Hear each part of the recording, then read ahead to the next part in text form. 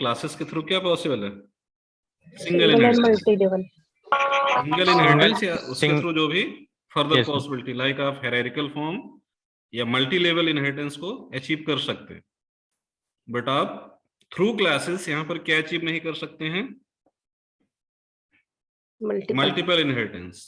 ठीक, तो multiple inheritance like अगर कुछ वर्क आपको करना है तो यहां पर आपको हेल्प लेना पड़ता है इंटरफेस कंसेप्ट का।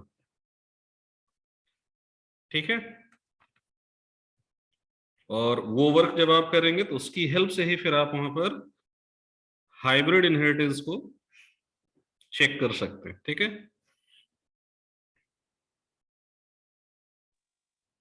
नैयर जी क्या कह रहे हैं?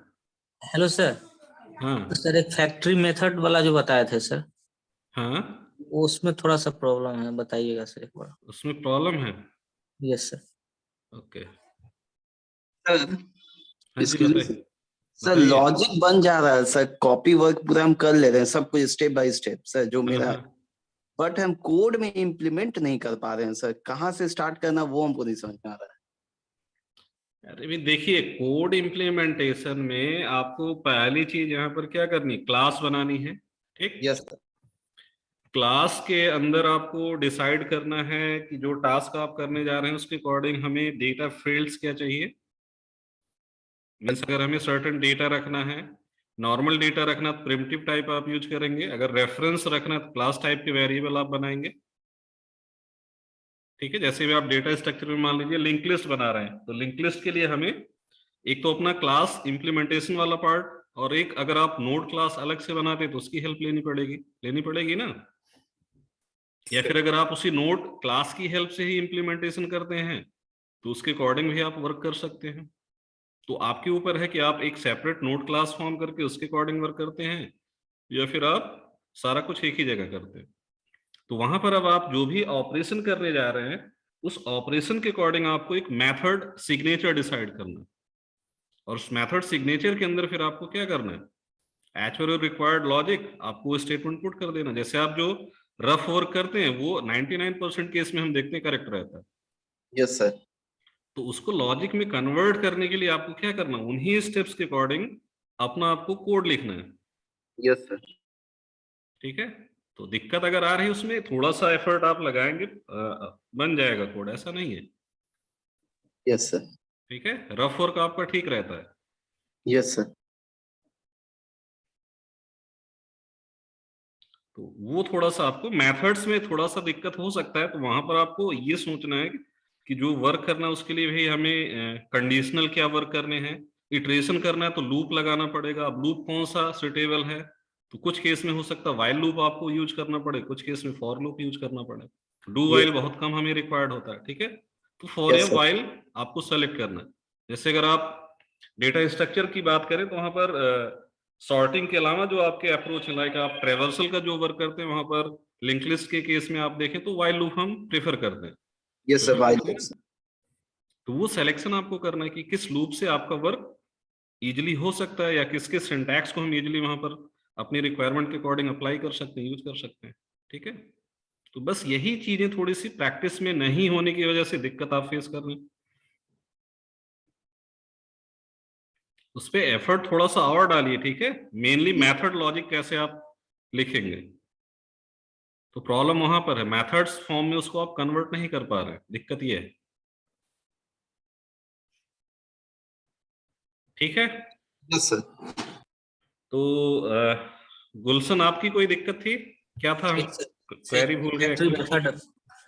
तो फैक्ट्री मेथड नहीं, बस ये क्लास हमने बनाया था जनरलाइजेशन के लिए। ठीक है, फैक्ट्री क्लास उसे नेम दिया था हमने। तो इस क्लास में हमने कहा था कि आप दो तरीके से वर्क कर सकते हैं। पहला वर्क हमने करके दिखा दिया था आपको।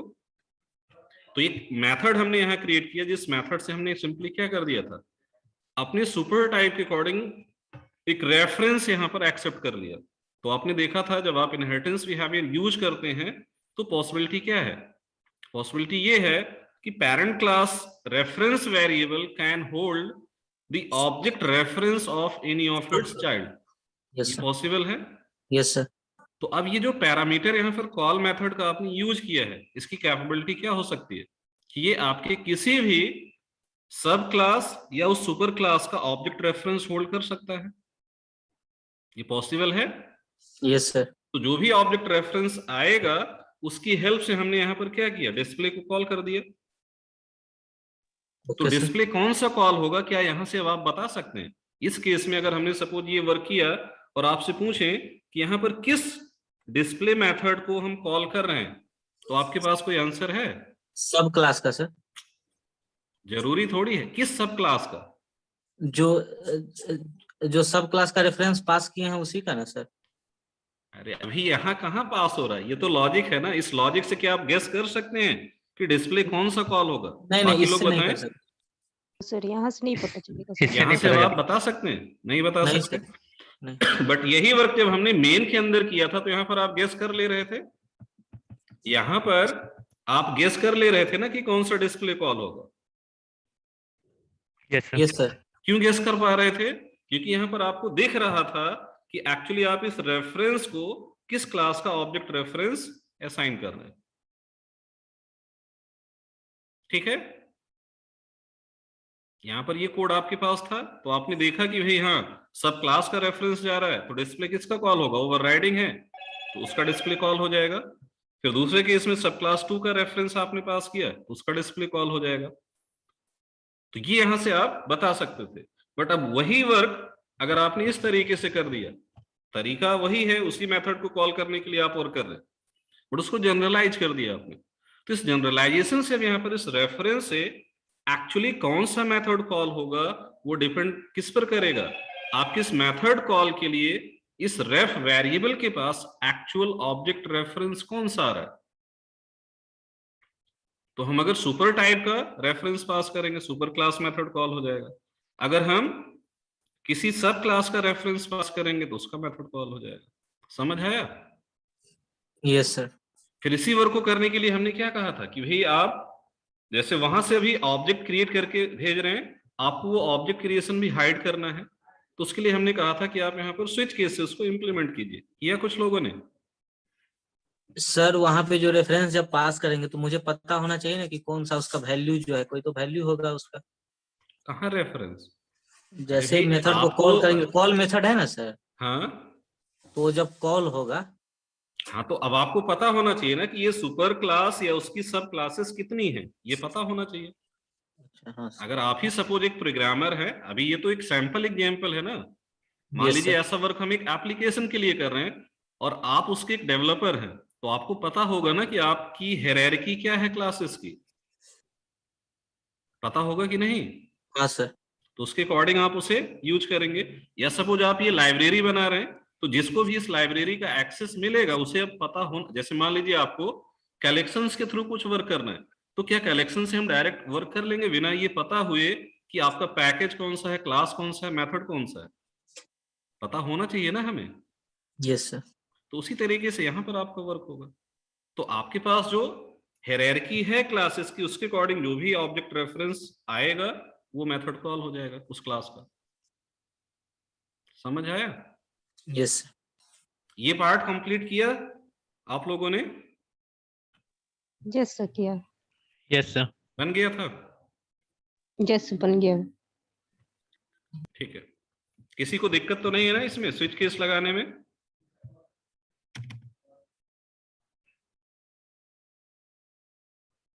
रिस्पॉन्स नहीं आया 2-3 लोगों को छोड़कर।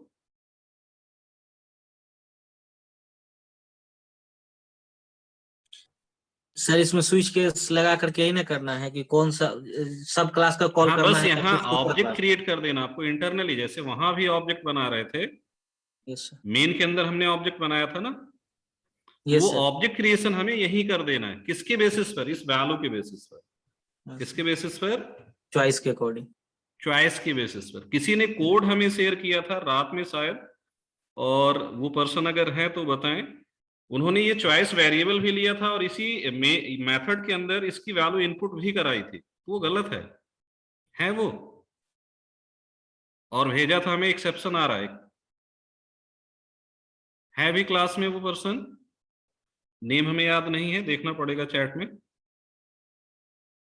उन्होंने किया क्या था, ये चॉइस वेरिएबल जैसे ये तो हम कॉलिंग टाइम पर पास करेंगे ना, तो इसको यूज ना करके उन्होंने क्या किया, स्कैनर से यहाँ पर एक चॉइस वेरिएबल लोकल बनाकर वैल्यू इनपुट करा ली, तो इनकरेक्ट हो जाएगा ना फिर।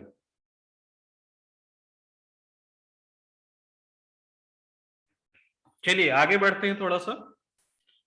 अभी देखिए यहाँ पर ये जो वर्क हमने किया था, लास्ट के 3 आउटपुट हमारे क्या आए थे, यहाँ पर बता सकते हैं आप आउटपुट क्या आया था? Display from superclass, display from subclass, and display from subclass 2.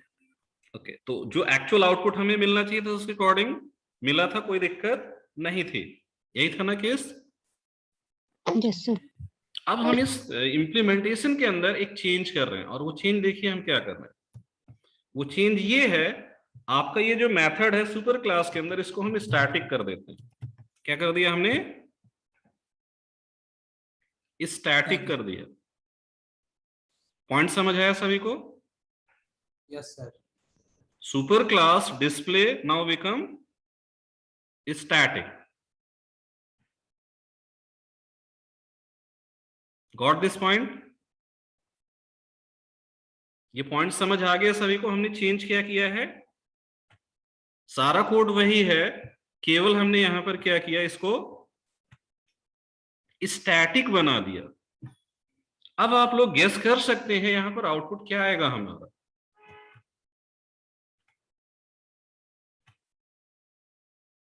Guess कर सकते हैं आप लोग आउटपुट क्या आएगा?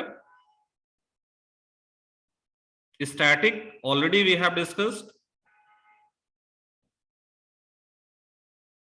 नॉन स्टैटिक आप यूज कर रहे हैं डेली, तो दोनों को एसोसिएट करके, रिलेट करके आप इसका आंसर प्रेडिक्ट कीजिए क्या आना चाहिए यहां पर। सेम केस यहां पर भी होगा, जो प्रीवियस कॉल्स हैं आपकी, बट अगर आप ये 3 आउटपुट प्रेडिक्ट कर लेते तो उसी के अकॉर्डिंग ऊपर भी आप प्रेडिक्ट कर सकते। तो लास्ट 3 आउटपुट क्या मिलेंगे बता सकते हैं कोई, चैट के थ्रू या अनम्यूट करके?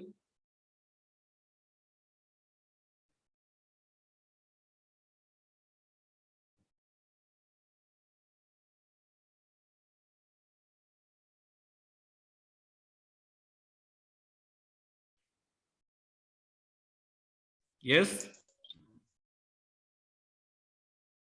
कोई आंसर नहीं है, मतलब आप लोग नहीं समझ पा रहे। Super class 3 times not sure, output नहीं आएगा। ये सबसे अच्छा आंसर है। फरहाद, आउटपुट क्यों नहीं आएगा? रीजन, कोई एरर है?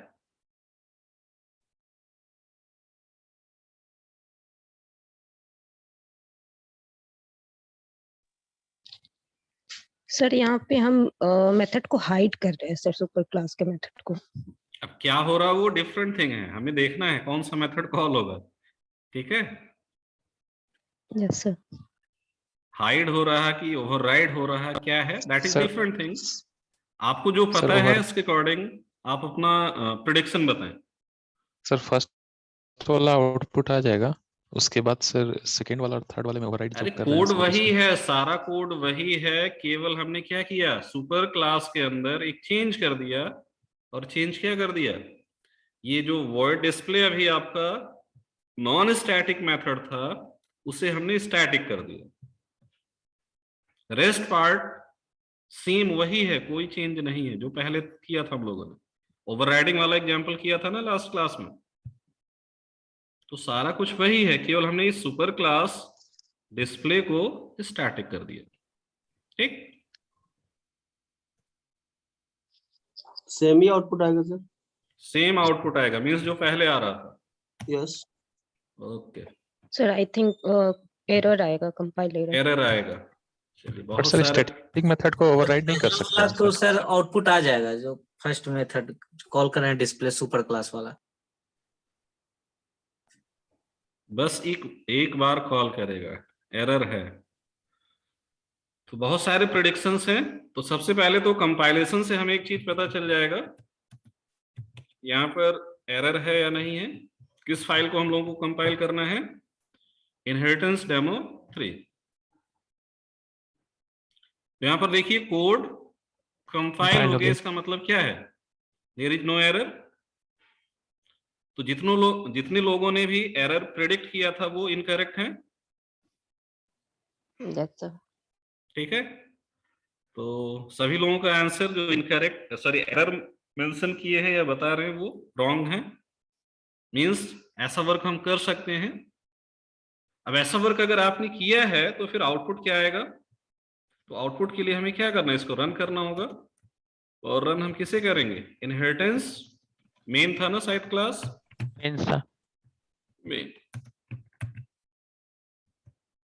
तो यहां पर आप आउटपुट देखिए क्या आता है।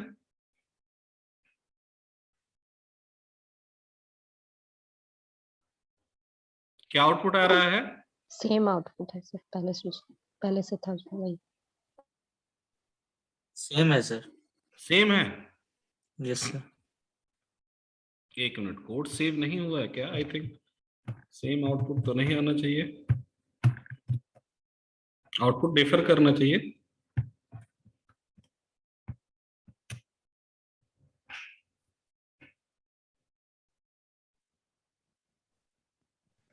अब तो एरर आ गया सर। ठीक है, यहां पर देखिए प्रॉब्लम अभी क्या आ रही है, कोड सेव नहीं था। एक प्रॉब्लम यहां पर क्या है? सर स्टैटिक मेथड को ओवरराइड नहीं कर सकते। Not override. स्टैटिक मेथड को आप क्या नहीं कर सकते हैं? ओवरराइड नहीं कर सकते। ओवरराइड नहीं कर सकते। ठीक है, तो हम लोग यहां पर क्या कर रहे हैं, डिस्प्ले मेथड जो कि पेरेंट के अंदर क्या है, सर हम सुपर क्लास के मेथड को ही स्टैटिक बना रहे थे, तो वो आगे सब क्लास में तो वो कॉल होगा ही नहीं ना। क्या कह रहे हैं? सुपर क्लास के मेथड को हम स्टैटिक बना रहे थे, हाँ फिर आगे वो इनहेरिट तो होगा ही नहीं उसका मेथड सब क्लास में। हाँ बिल्कुल, वो इनहेरिट नहीं होगा, वो मेथड आपका इनहेरिट नहीं होगा। अगर आपने क्या किया, पेरेंट क्लास मेथड को स्टैटिक बना दिया। क्या बना दिया? स्टैटिक। तो फिर वो मेथड आपका इनहेरिट नहीं होगा, क्योंकि वो आप देख सकते हैं ऑब्जेक्ट स्पेसिफिक मेथड तो होता नहीं है। वो मेथड कैसे हो जाते हैं? Class specific. Yes sir. Object independent हो जाते हैं ना वो बिहेवियर्स। तो ऐसे मेथड्स के लिए फिर यहां पर एक रिस्ट्रिक्शन क्या है कि आप ओवरराइडिंग भी नहीं कर सकते। क्या रिस्ट्रिक्शन है? ओवरराइडिंग। ओवरराइडिंग नहीं कर सकते। सर इसीलिए सर हम मेन मेथड को भी तो सर- ओवरराइडिंग नहीं कर सकते ना। सर एक मेन मिनट सर। मेथड तो बाय डिफॉल्ट स्टैटिक है, तो वो ओवरराइड, Yes, हाँ sir. बिल्कुल हाँ तो मेन रीजन वही है ना सर। ओवरलोड आप कर सर। सकते हैं, बट हाँ सब क्लास में क्या हम लोग सुपर कीवर्ड यूज करके भी स्टैटिक मेथड को उसका एक्सेस नहीं कर सकते? क्या चीज? सब क्लास में सुपर कीवर्ड यूज करके भी सुपर स्टैटिक कीवर्ड आपको दिखाया था हमने। सुपर कीवर्ड क्या स्टैटिक के लिए एप्लीकेबल है? नहीं है सर। स्टैटिक ब्लॉक के अंदर उसको नॉर्मल तो आप यूज कर सकते हैं, बट अगर आप कहीं पर यूज कर रहे हैं, ठीक है, नॉन स्टैटिक ब्लॉक के अंदर सपोज, तो सुपर बाय डिफॉल्ट वहां पर रिप्लेस हो जाएगा किससे? क्लास नेम से। स्टैटिक के केस में यहां पर देखिए पॉसिबिलिटी क्या है, दो पॉसिबिलिटी हैं।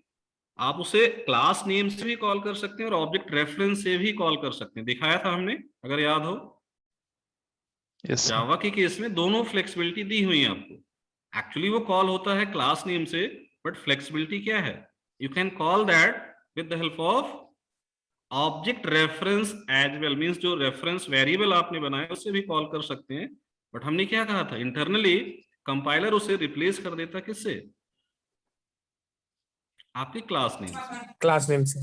क्लास नेम से वो रिप्लेस कर देता है। तो अगर कहीं पर आप नॉन स्टैटिक ब्लॉक के अंदर सपोज सुपर या दिस की हेल्प से अपना एक स्टैटिक मेंबर एक्सेस भी कर रहे हैं, वो बाय डिफॉल्ट वहां क्लास नेम से रिप्लेस हो जाएगा। और स्टैटिक ब्लॉक में हमने आपको दिखाया था सुपर और दिस का एक्सेस ही नहीं मिलता, आपको दिखाया था ना। Yes sir. Hello, with in static block this Yes, और sir. सुपर का एक्सेस ही आपके पास नहीं होता है। नहीं रहता है। ठीक है, तो इस वजह से यहाँ पर ये जो रिस्ट्रिक्शन है उसे फॉलो करते हुए आपको वर्क करना है। ठीक है, तो करंट केस में अभी फिलहाल यहाँ पर आप क्या मार्क करेंगे, इस केस में यहाँ पर एक प्रॉब्लम है, और वो प्रॉब्लम क्या है? ओवरराइड नहीं कर सकते। इस मेथड के लिए बाय डिफॉल्ट ओवरराइडिंग पॉसिबल नहीं है। ये पॉइंट आगे यहाँ पर मेंशन भी है, पीपीटी अगर आपने देखा होगा कि स्टैटिक मेथड्स को आप ओवरराइड नहीं कर सकते। सेम केस एक और स्टैटिक यहाँ पर मेथड और आएगा, कंस्ट्रक्टर। कंस्ट्रक्टर तो इनहेरिट ही नहीं होता है, तो उसके लिए ओवरराइडिंग की कोई बात ही नहीं है, ठीक है। और ये भी आपका इनहेरिट नहीं हो रहा, तो ये भी उसी तरीके से ओवरराइड नहीं होगा। एक और पॉसिबिलिटी यहाँ पर है, उसे भी चेक कीजिए, फिर आगे बढ़ते हैं। प्राइवेट, इसको आपने क्या कर दिया यहाँ पर? प्राइवेट प्राइवेट कर दिया। तो अब क्या ये मेथड इनहेरिट होगा? नहीं होगा सर। नहीं होगा। नहीं होगा। तो ऐसे केस में फिर क्या होना चाहिए? ऐसे केस में भी क्या होना चाहिए? इसे भी कंपाइल Error करके आएगा चेक करते हैं। एरर नहीं आएगा, सिग्नेचर डिफरेंट हो गया ना सर। हाँ कॉल किससे कर रहे हैं हम लोग अभी? उसको सुपर क्लास से कॉल कर रहे हैं, सुपर रेफरेंस से कॉल कर रहे हैं। तो यहां पर प्रॉब्लम है, इंप्लीमेंटेशन में क्या कोई दिक्कत है?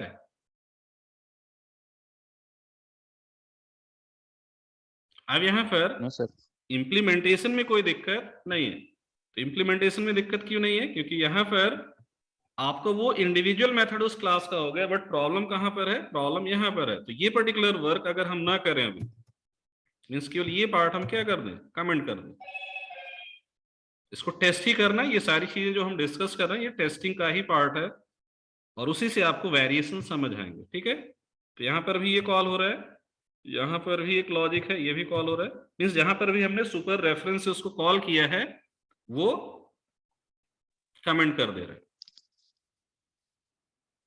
और इसके बाद अब आप देखिए यहाँ पर क्या होता है। अब कोड कंपाइल हो जाएगा। तो ये जो वर्क आपने Yes, किया, अब यहाँ पर क्या इनहेरिटेंस का कोई रोल है? सर यहाँ पर कोई इनहेरिटेंस का रोल है इस मेथड के लिए? ये मेथड इस क्लास का क्या हो गया? एक प्राइवेट मेंबर हो गया। तो ये जो डिस्प्ले मेथड यहाँ पर है आपके, ये बाय डिफॉल्ट सब क्लासेस के क्या हैं? नॉर्मल मेथड्स हैं। क्या है? नॉर्मल में नॉर्मल मेथड है। तो ये पॉइंट मार्क कर लीजिएगा। अगर आपकी पेरेंट क्लास में मेथड कोई क्या कर देते हैं, आप प्राइवेट कर देते हैं, तो उसके लिए भी ओवरराइडिंग वर्क नहीं करेगा।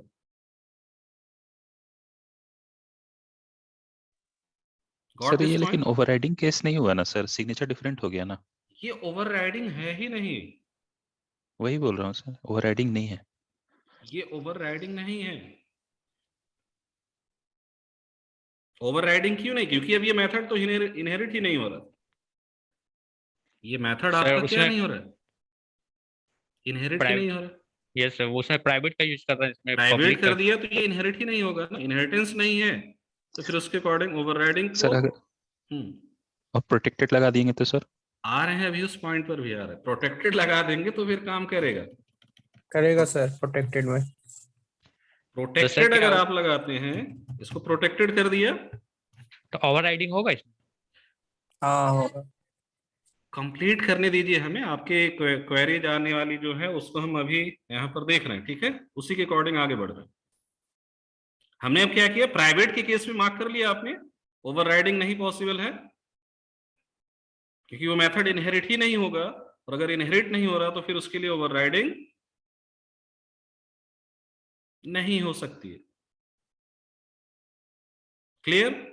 अब आपने इसको प्रोटेक्टेड बना दिया। प्रोटेक्टेड बना दिया तो मेथड तो इनहेरिट होगा एज पर रूल्स, जो हम लोगों ने एक्सेस लेवल देखा था, टेबलर फॉर्म, उसके अकॉर्डिंग,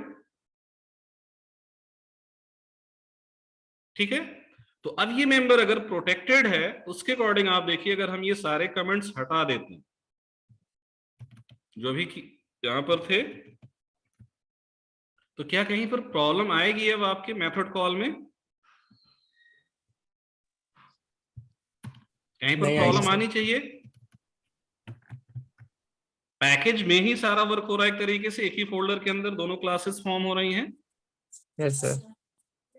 तो पैकेज के अंदर प्रोटेक्टेड और पब्लिक सिमिलर ही बिहेव करते एक तरीके से, अगर आप देखें। Yes sir. तो इस कोड को अगर हम कंपाइल करेंगे तो यहाँ पर कोई प्रॉब्लम नहीं आएगी। नहीं है। और अगर इसको रन करेंगे तो यहाँ पर हो देखिए जाएगा। आपका ओवरराइडिंग बिहेवियर अगेन वर्क कर रहा होगा, यस सर। कर रहा है ना वर्क। Yes sir.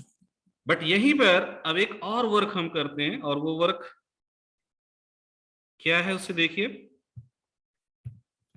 अभी हमने क्या किया था, पेरेंट क्लास का जो मेथड था उसको प्रोटेक्टेड किया, और चाइल्ड के अंदर उसकी ओवरराइडिंग करते समय हमने क्या किया, पब्लिक कर दिया।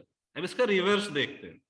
रिवर्स का मतलब यहां पर तो ये मेथड पब्लिक है, बट यहां पर हम उसको क्या करते हैं, प्रोटेक्टेड बना देते हैं।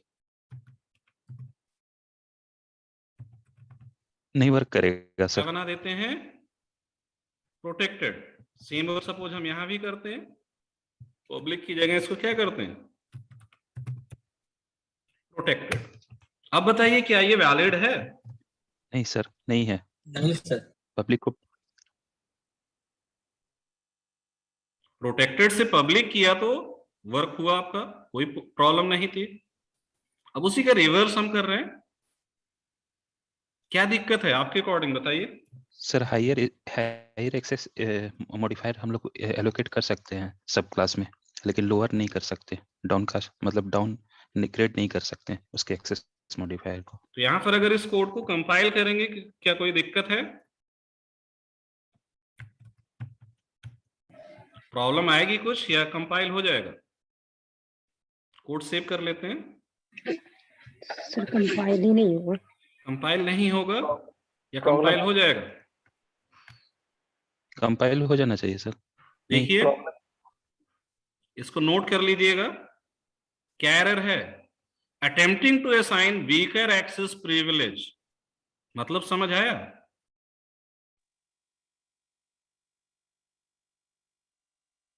मतलब समझ आया इस एरर का? Attempting to assign weaker access privilege. और ये प्रॉब्लम कहां कहां पर है, line number 17, line number 25। Line number 17 और 25 क्या है, लाइन नंबर 25 है आपके सब क्लास 2 का ये मेथड जहां पर आप ओवरराइड कर रहे हैं, और लाइन नंबर 17 सब क्लास मेथड जहां पर आप ओवरराइड कर रहे हैं। इससे क्या समझ आया?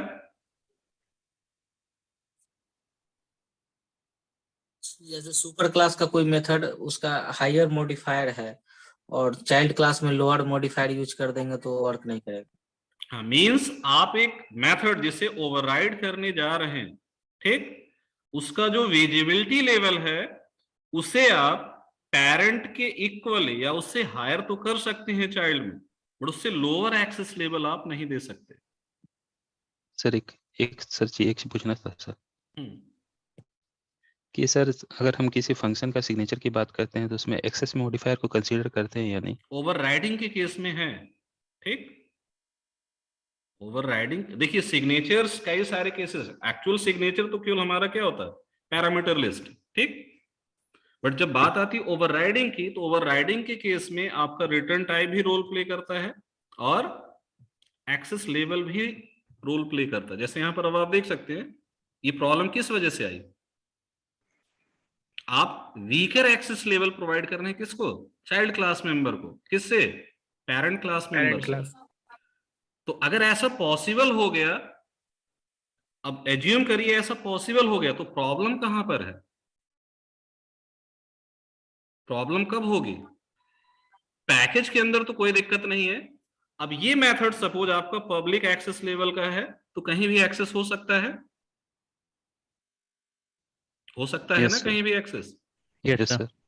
बट आप जिस मेथड को ओवरराइड कर रहे हैं यहां पर, उसकी विजिबिलिटी आपने क्या कर दी, कम प्रोटेक्टेड। कर। उससे लोअर कर दी। Yes yes sir. सर। तो लोअर अगर आपने कर दिया, आप सपोज इस क्लास का रेफरेंस हम पास करते हैं आपके इस पर्टिकुलर क्लास रेफरेंस को, तो क्या उसके थ्रू आपके इस डिस्प्ले का कॉल पैकेज से बाहर पॉसिबल होगा? नहीं नहीं होगा सर। सर। तो ये लॉजिकली करेक्ट है कहीं से, नहीं सर। ये लॉजिकली करेक्ट है कहीं से। नहीं सर। तो इस वजह से यहां पर ये रिस्ट्रिक्शन आपको दिया गया कि आपका जो विजिबिलिटी लेवल है वो दोनों क्लास में या तो क्या हो, सेम हो, या फिर पेरेंट से हायर हो सकता है चाइल्ड के लिए, बट उसका रिवर्स अलाउड नहीं है। नहीं है। इसको मार्क कर लीजिएगा, ये काफी इंपॉर्टेंट क्वेश्चन है, पूछा भी जा सकता आपसे। ठीक है, तो यहां पर 3 डिफरेंट केसेस हमने डिस्कस किए। पहला केस क्या था? पहला केस क्या था? स्टैटिक अगर आप मेथड बना स्टैटिक देते हैं बना देंगे तो तो उसके अकॉर्डिंग yes, ओवरराइडिंग पॉसिबल नहीं है। नहीं है। प्राइवेट कर देते हैं तो भी ओवरराइडिंग का केस नहीं है, बट चाइल्ड क्लास में मेथड उस नेम से आप बना सकते हैं। बट अगर आप एक्सेस लेवल इस तरीके से चेंज कर रहे हैं तो उस केस में भी फिर आपका वो implementation with same signature possible नहीं है।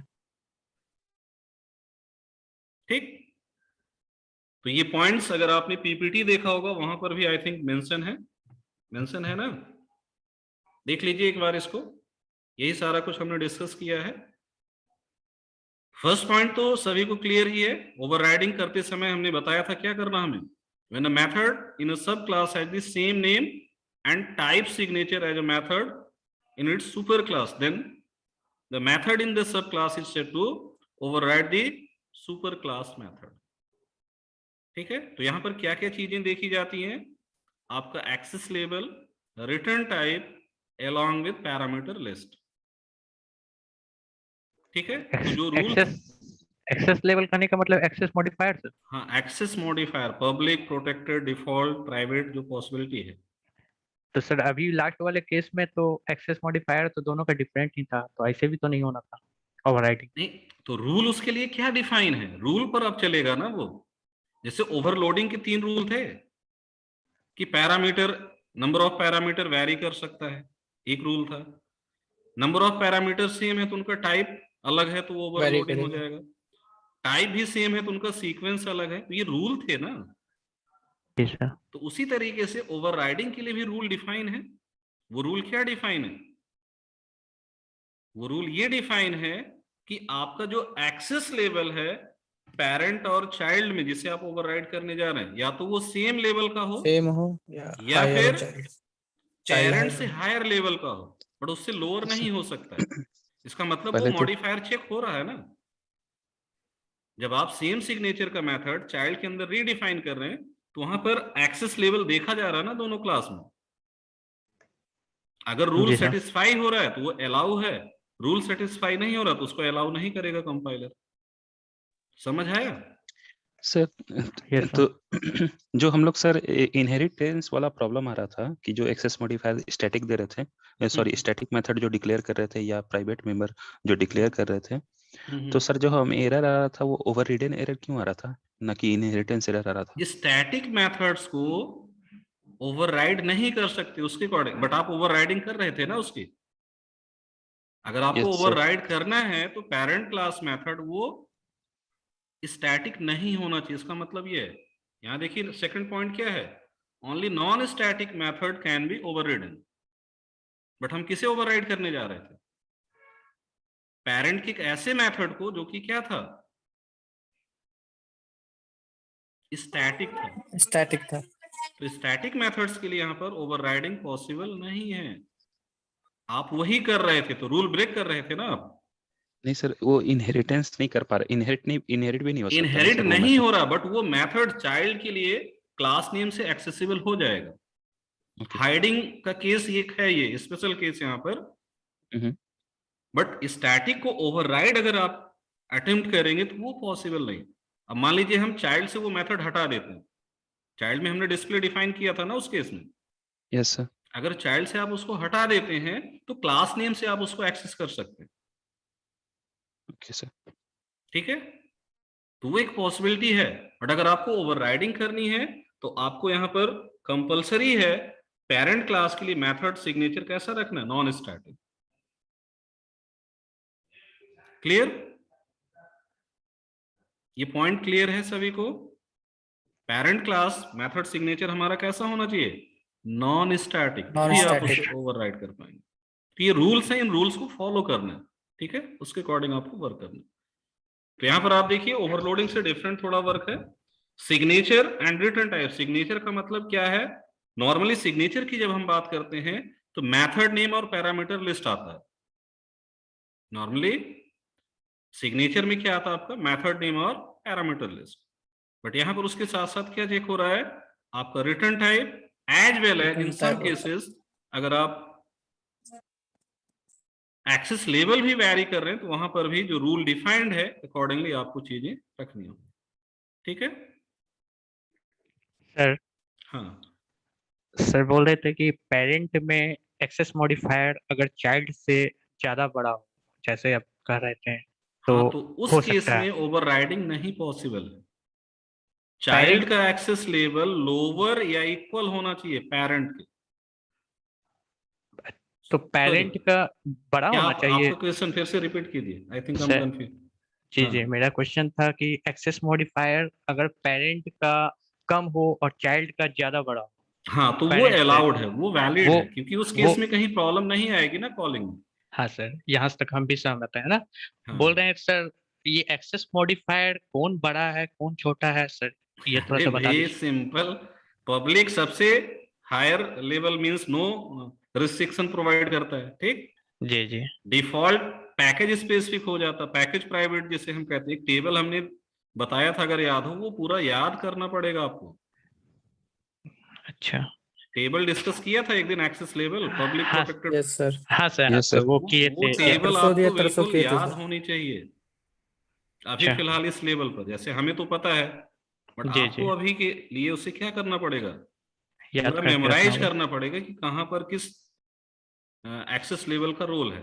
ठीक है, तो अगर जी आप जावा प्रोग्रामिंग की बात करते हैं तो प्राइवेट की जो विजिबिलिटी वो सबसे कम है। उसके अच्छा बाद फिर आपका आता है डिफॉल्ट, फिर प्रोटेक्टेड और फिर पब्लिक। ये सीक्वेंस है, अच्छा private then default then protected, और सबसे बिग रिस्ट्रिक्शन जो आप कह सकते हैं वो किसका है, पब्लिक का।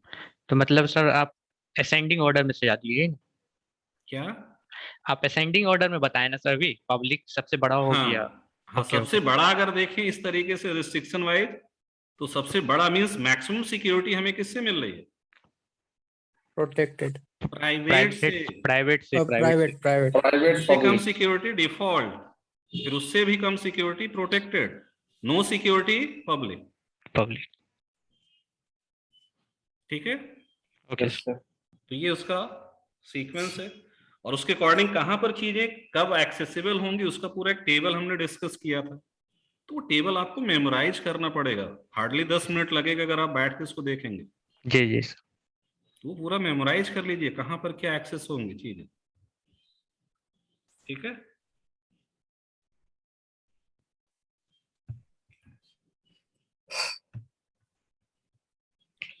नेक्स्ट पॉइंट देखिए, ऑलरेडी ये हमने डिस्कस कर लिया। A sub class can change the access specifier of the method of the super class but only if it provides more access. जैसा केस था अभी कि हमने पेरेंट के अंदर उसको क्या किया था, प्रोटेक्टेड कर दिया, और उसकी सब क्लास के अंदर उसको पब्लिक किया था, वो वैलिड था। बट उसी का रिवर्स जब ट्राई किया, पेरेंट में पब्लिक और सब क्लास के अंदर प्रोटेक्टेड किया या प्राइवेट आप करेंगे, तो वो फिर अलाउड नहीं। ठीक है, नेक्स्ट पॉइंट क्या है, फील्ड कैन नॉट बी ओवररिडन। तो फील्ड्स इनहेरिट तो हो सकते हैं बट उनको हम ओवरराइड नहीं करते। अगर आप सेम नेम की फील्ड चाइल्ड क्लास के अंदर बनाएंगे तो बाय डिफॉल्ट पेरेंट को हाइड कर देता है। क्या करेगा वो, पेरेंट को हाइड कर देगा। देंगे। पेरेंट को हाइड कर देगा।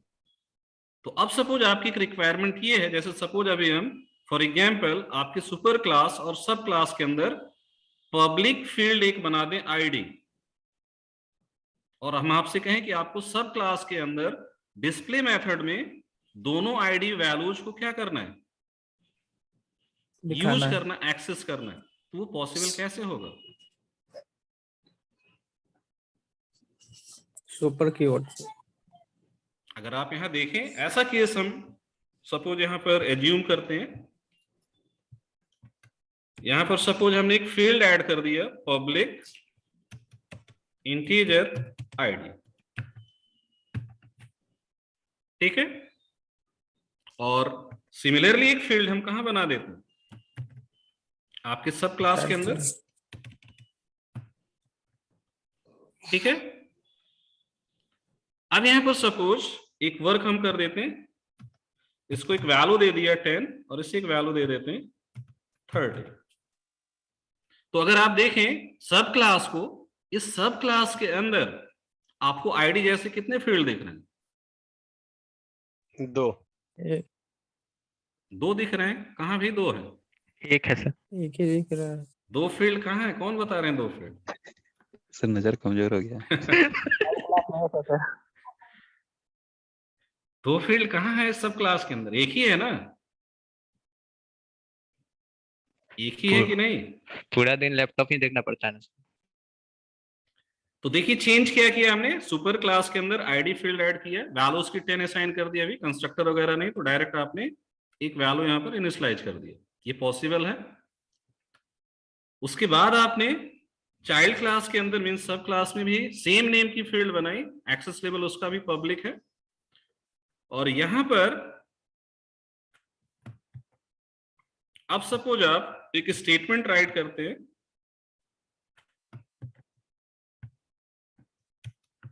और वो स्टेटमेंट कुछ ऐसा है, केवल हम यहां पर सपोज आईडी वैल्यू को एक्सेस करना चाहते हैं। हमने क्या राइट किया?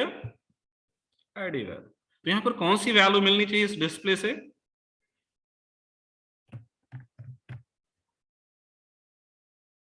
चाइल्ड क्लास की सर। आईडी में जो वैल्यू असाइन है सर। आईडी में जो वैल्यू असाइन है 30 मिलेगा सर। आईडी हमारे पास कितने हैं यहाँ पर? 30। सॉरी, एक और चेंज करना पड़ेगा हम लोगों को, और वो चेंज क्या है? इसका एक्सेस लेवल यहाँ पर प्रोटेक्टेड ही कर देते हैं, क्योंकि चाइल्ड में हमने प्रोटेक्टेड कर रखा है, ठीक है। इसको एक्सेस करते हैं।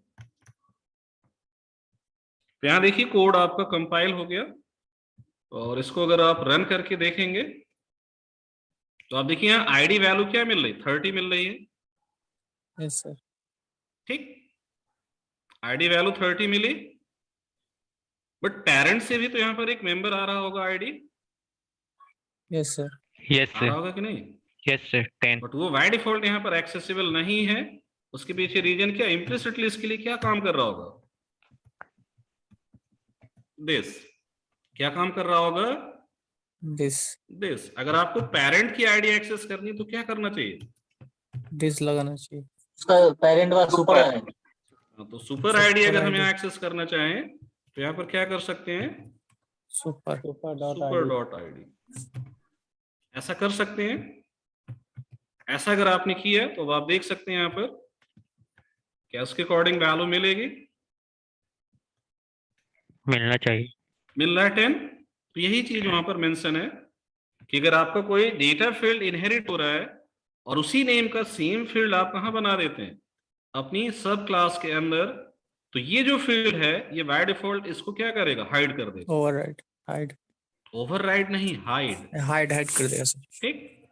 अब अगर आपको पेरेंट मेंबर एक्सेस करना है तो यहाँ पर एक ऑल्टरनेट ऑप्शन आपके पास क्या है? Super. You can use super. समझ है? ये पॉइंट समझ आया सभी को कि नहीं? इंपॉर्टेंट है।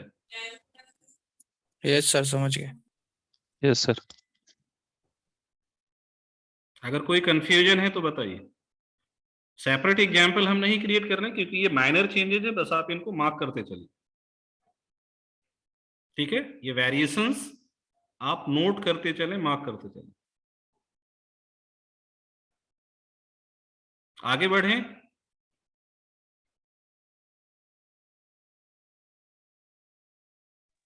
दोनों का आईडी मतलब अगर सेम ये ओवरराइट नहीं होता है सर आईडी में? क्या कह रहे हैं? आईडी ओवरराइट नहीं होता सर? नहीं, डेटा फील्ड्स ओवरराइड नहीं होते, ठीक है। तो सेम नेम का फील्ड अगर आप बना रहे हैं तो वो हाइड हो जाएगा, मींस पेरेंट वाला यहाँ पर क्या होगा? हाइड हो जाएगा। बट अवेलेबल है वो, अगर आपको उसे यूज करना है तो ऑप्शन क्या है? सुपर। Super keyword. ठीक है, सुपर से आप उसको एक्सेस कर सकते हैं। सर सुपर का आप किए इसलिए सुपर लगा है। क्या? अगर सर जैसे यहाँ पर सुपर डॉट ID जो लगा है, हाँ उस सुपर क्लास से ID को आप एक्सेस हाँ, किए इस इसलिए। आईडी को एक्सेस करने के लिए, इसको एक्सेस करने के लिए। जी, क्योंकि वो सुपर क्लास के अंदर है इसलिए सुपर लगा के किए। हाँ भाई, इसका मैम अब आईडी यहाँ पर आपको नहीं दिख रहा, बट ये आईडी भी है, मीन्स उसकी ये वैल्यू यहाँ पर इनहेरिट होकर आ रही है। सर उसका नाम सुपर क्लास है ना, वो पूछ रहे राहुल जी कि उसका नाम सुपर क्लास है इसलिए सुपर डॉट लगाए हैं। नहीं सर, सुपर की जगह आप सर, अपना नाम रख दीजिए। नहीं नहीं सर, ऐसा भी तो जैसे क्वेश्चन है कि सर सुपर क्लास के सुपर क्लास सुपर क्लास सब क्लास हमने इस वजह से लिया कि आपको चीजें अच्छे से समझ आए। ठीक, ये प्रॉब्लम हुआ नहीं, बस हाँ। बोल रहे हैं कि सुपर डॉट ID जो लगा है ना सर, सुपर क्लास के अंदर में था इसलिए सुपर लगा। हाँ, सुपर मीन्स पेरेंट मेंबर को एक्सेस करने के लिए, पेरेंट जी। का जो डेटा फील्ड है। जी बस यही पूछना था। ओके, हाँ, तो इसको आप यहाँ कमेंट मार्क कर लीजिए, टू एक्सेस क्या करेंगे, comment parent class access parent class. Parent class ID, यही कर रहे हैं ना? यस जी sir. Sir. To access parent class ID. ठीक, तो पेरेंट्स क्लास आईडी को एक्सेस करने के लिए हमें यहाँ पर हेल्प क्या लेना होगा, सुपर। दिस तो बाय डिफॉल्ट मिलता है, तो यहाँ पर ऑप्शनल था, हमने ये वर्क किया था तो भी वैलिड हो गया था, क्योंकि जी सर। आपकी सेम क्लास के लिए दिस रेफरेंस इम्प्लिसिटली वर्क करता है, तो आप उसे राइट करें ना करें उससे कोई फर्क नहीं पड़ता, अनटिल एंड अनलेस वो यूज करना आपके लिए कंपलसरी ना हो। जैसे कंपलसरी कब हो जाता हो, सेम जब हम नेम का सेम वेरिएबल रहता है तो। फॉर्मल आर्गुमेंट्स यूज करते हैं, असाइनमेंट के केस में हमें उसको यूज करना पड़ता है। बट अगर कॉन्फ्लिक्ट नहीं है कहीं पर, तो आपको दिस को यूज करने की कोई जरूरत नहीं है, नहीं है। बट सुपर हमें यूज करना ही पड़ेगा। आया समझ इतना सभी को? Yes sir. आगे बढ़ें। Yes sir. यस। चलिए अब एक न्यू एग्जाम्पल यहाँ पर देखते हैं।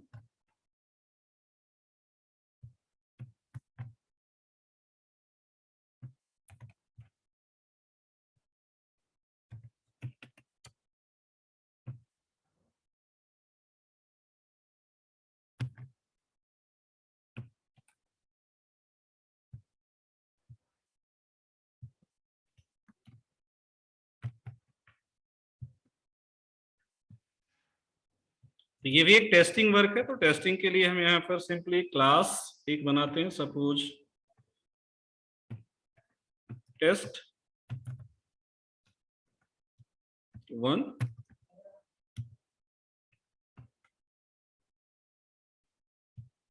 अब जो चीजें हम यहाँ पर राइट कर रहे हैं, ठीक है, आपको उसे साथ साथ नोट करते चलना, कुछ आउटपुट आप लोगों को प्रेडिक्ट करना।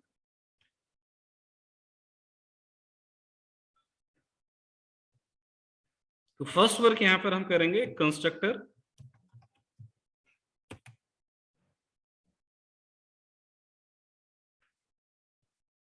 तो इसका कंस्ट्रक्टर कैसे बनेगा, किस टाइप का कंस्ट्रक्टर है ये,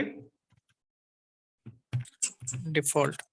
डिफॉल्ट। तो एक मैसेज बस हमें यहां पर पास करना है, system dot out println default constructor from test 1 class called.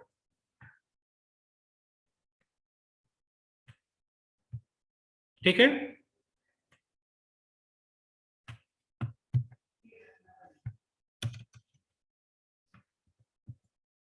एक और कंस्ट्रक्टर बनाते हैं। इसमें सपोज हम टेस्टिंग के लिए केवल यहां पर एक नंबर पास करेंगे। ये कैसा कंस्ट्रक्टर हो गया, parameterized. Parametric constructor from test1 class called।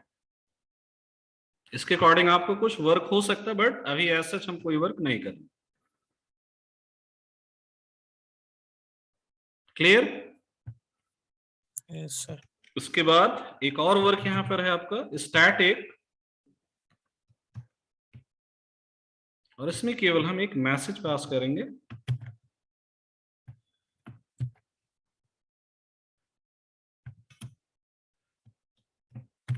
Static block from test1 class called. Mark कर लीजिए, आपको ये 3 थिंग्स अभी फिलहाल इस क्लास के अंदर डिफाइन करने। तो क्या क्या चीजें हमने पुट की हैं? 2 कंस्ट्रक्टर और एक स्टैटिक ब्लॉक। 2 कंस्ट्रक्टर और आपका एक स्टैटिक इनिशियलाइजर ब्लॉक। ठीक है, मार्क कर लिया सभी ने? Yes sir. चलिए, अब इसी क्लास को हम यहां पर कॉपी पेस्ट कर लेते हैं। कुछ चेंजेज यहां हम करेंगे। इसका नाम कर देते हैं टेस्टो, और एक्सटेंड्स टेस्ट1। और इस क्लास के अंदर भी आपको वर्क सिमिलर करना है। तो टेस्टो कंस्ट्रक्टर बनाएंगे, मैसेज उसके अकॉर्डिंग चेंज हो जाएगा।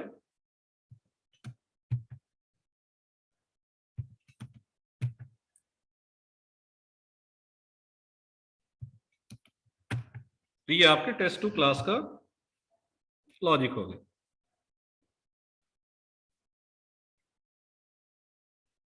मेंशन कर लिया सभी ने?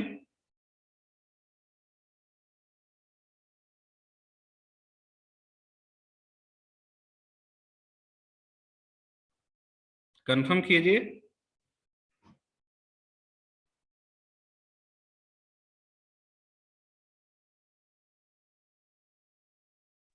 Yes sir.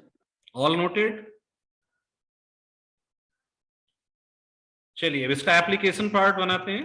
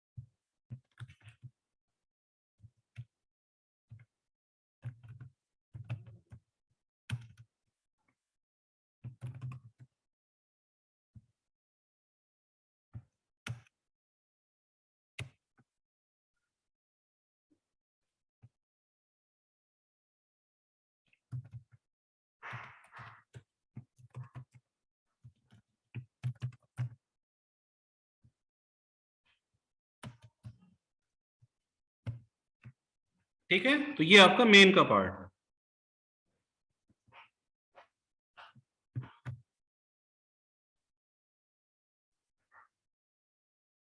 मार्क कर लिया सभी ने? अब सपोज हम इस प्रोग्राम को कंपाइल करते हैं, तो आप लोग बताइए कोड कंपाइल होगा? Yes sir. कोड कंपाइल हो जाएगा। Yes sir. तो इस कोड को अगर हम लोग एग्जीक्यूट करेंगे, रन करेंगे, तो टोटल कितने आउटपुट्स आएंगे? टोटल कितने आउटपुट आएंगे? 6, 1, 5, 4, 3 आउटपुट आएगा सर। 4 आएंगे 3। सर, 4 आएंगे। 4 आएगा। पॉसिबिलिटी हम लिख देते हैं। 6 बताया किसी ने, 5 बताया है, 4, 3, 2, 1। और क्या पॉसिबिलिटी है? सर पहले टेस्ट1 का स्टैटिक ब्लॉक एग्जीक्यूट होगा, फिर टेस्ट2 का स्टैटिक ब्लॉक एग्जीक्यूट होगा, फिर टेस्ट2 का सर नॉर्मल 3 ही आएगा सर। 3 आएगा। ये सर पैरामीट्रिक कंस्ट्रक्टर इसका एग्जीक्यूट नहीं होगा टेस्ट2 का।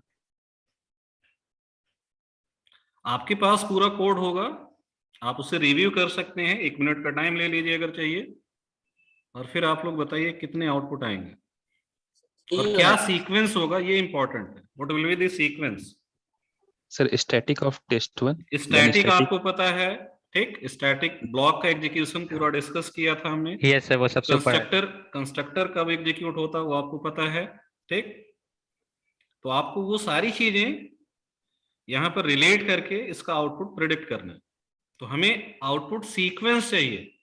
क्या चाहिए हमें? Output sequence. टोटल आउटपुट कितने हैं और उसका सीक्वेंस क्या होगा, और बिना मशीन पर रन किए अपने आप को बताना है, ठीक है। मशीन पर रन कर लेंगे तो कुछ नहीं बचेगा। फिर कोड थोड़ा ऊपर कर देंगे सर। आपका ये वर्क दोनों क्लास के अंदर है, ठीक है। सेम वर्क टेस्ट 1 के अंदर है और ये आपका मेन का लॉजिक है। तो मेन में केवल हमने क्या किया, ऑब्जेक्ट बनाया। Yes sir. Sir static of test 1 पहले एग्जीक्यूट होगा, then static of test 2, then parametric sorry default constructor of test 2। यही तीनों आना चाहिए सर। चैट में अपने रिस्पॉन्सेस भेज सकते हैं आप।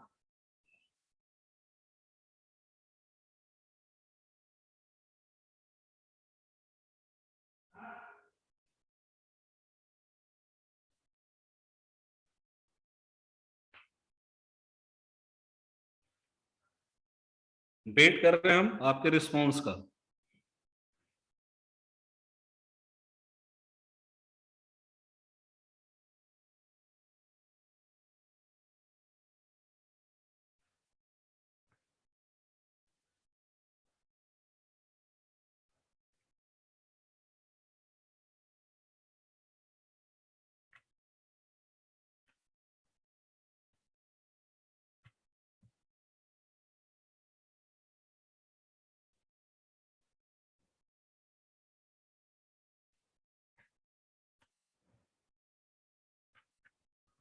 वन 3 2 4 5 6। रोहित क्या भेजा भैया आपने?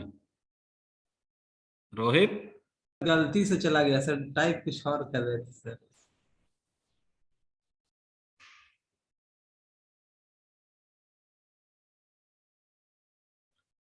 तो मैक्सिमम लोगों का आउटपुट जो आ रहा है वो है static of test 1, then static of test 2, then default of test 2, ठीक है।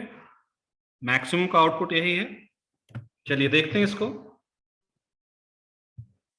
तो 99% लोगों का जो आउटपुट है वो इनकरेक्ट है। 99% लोगों का आउटपुट क्या है? सर स्टैटिक टेस्ट 1 का एग्जीक्यूट नहीं होगा सर। इसका मतलब हुआ कि आपको या तो स्टैटिक क्लियर नहीं है या कंस्ट्रक्टर क्लियर नहीं है। ये फाइल किस नेम से हमने बनाई है? Inheritance demo form. क्या मिस्टेक है कहीं पर? नहीं कहाँ पर? स्टैटिक का प्रिंट जो सर किया है सब में सेमीकोलन नहीं है। सब में? अच्छा अच्छा, ठीक है।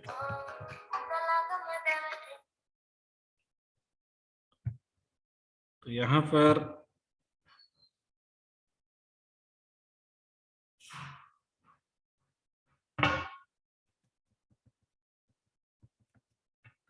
एक मिनट,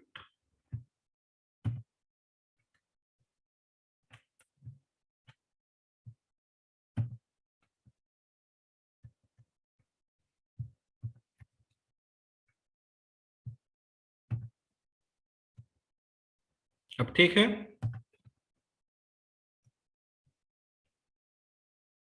बाकी और कहीं देखिए, कहीं और कोई इश्यू है?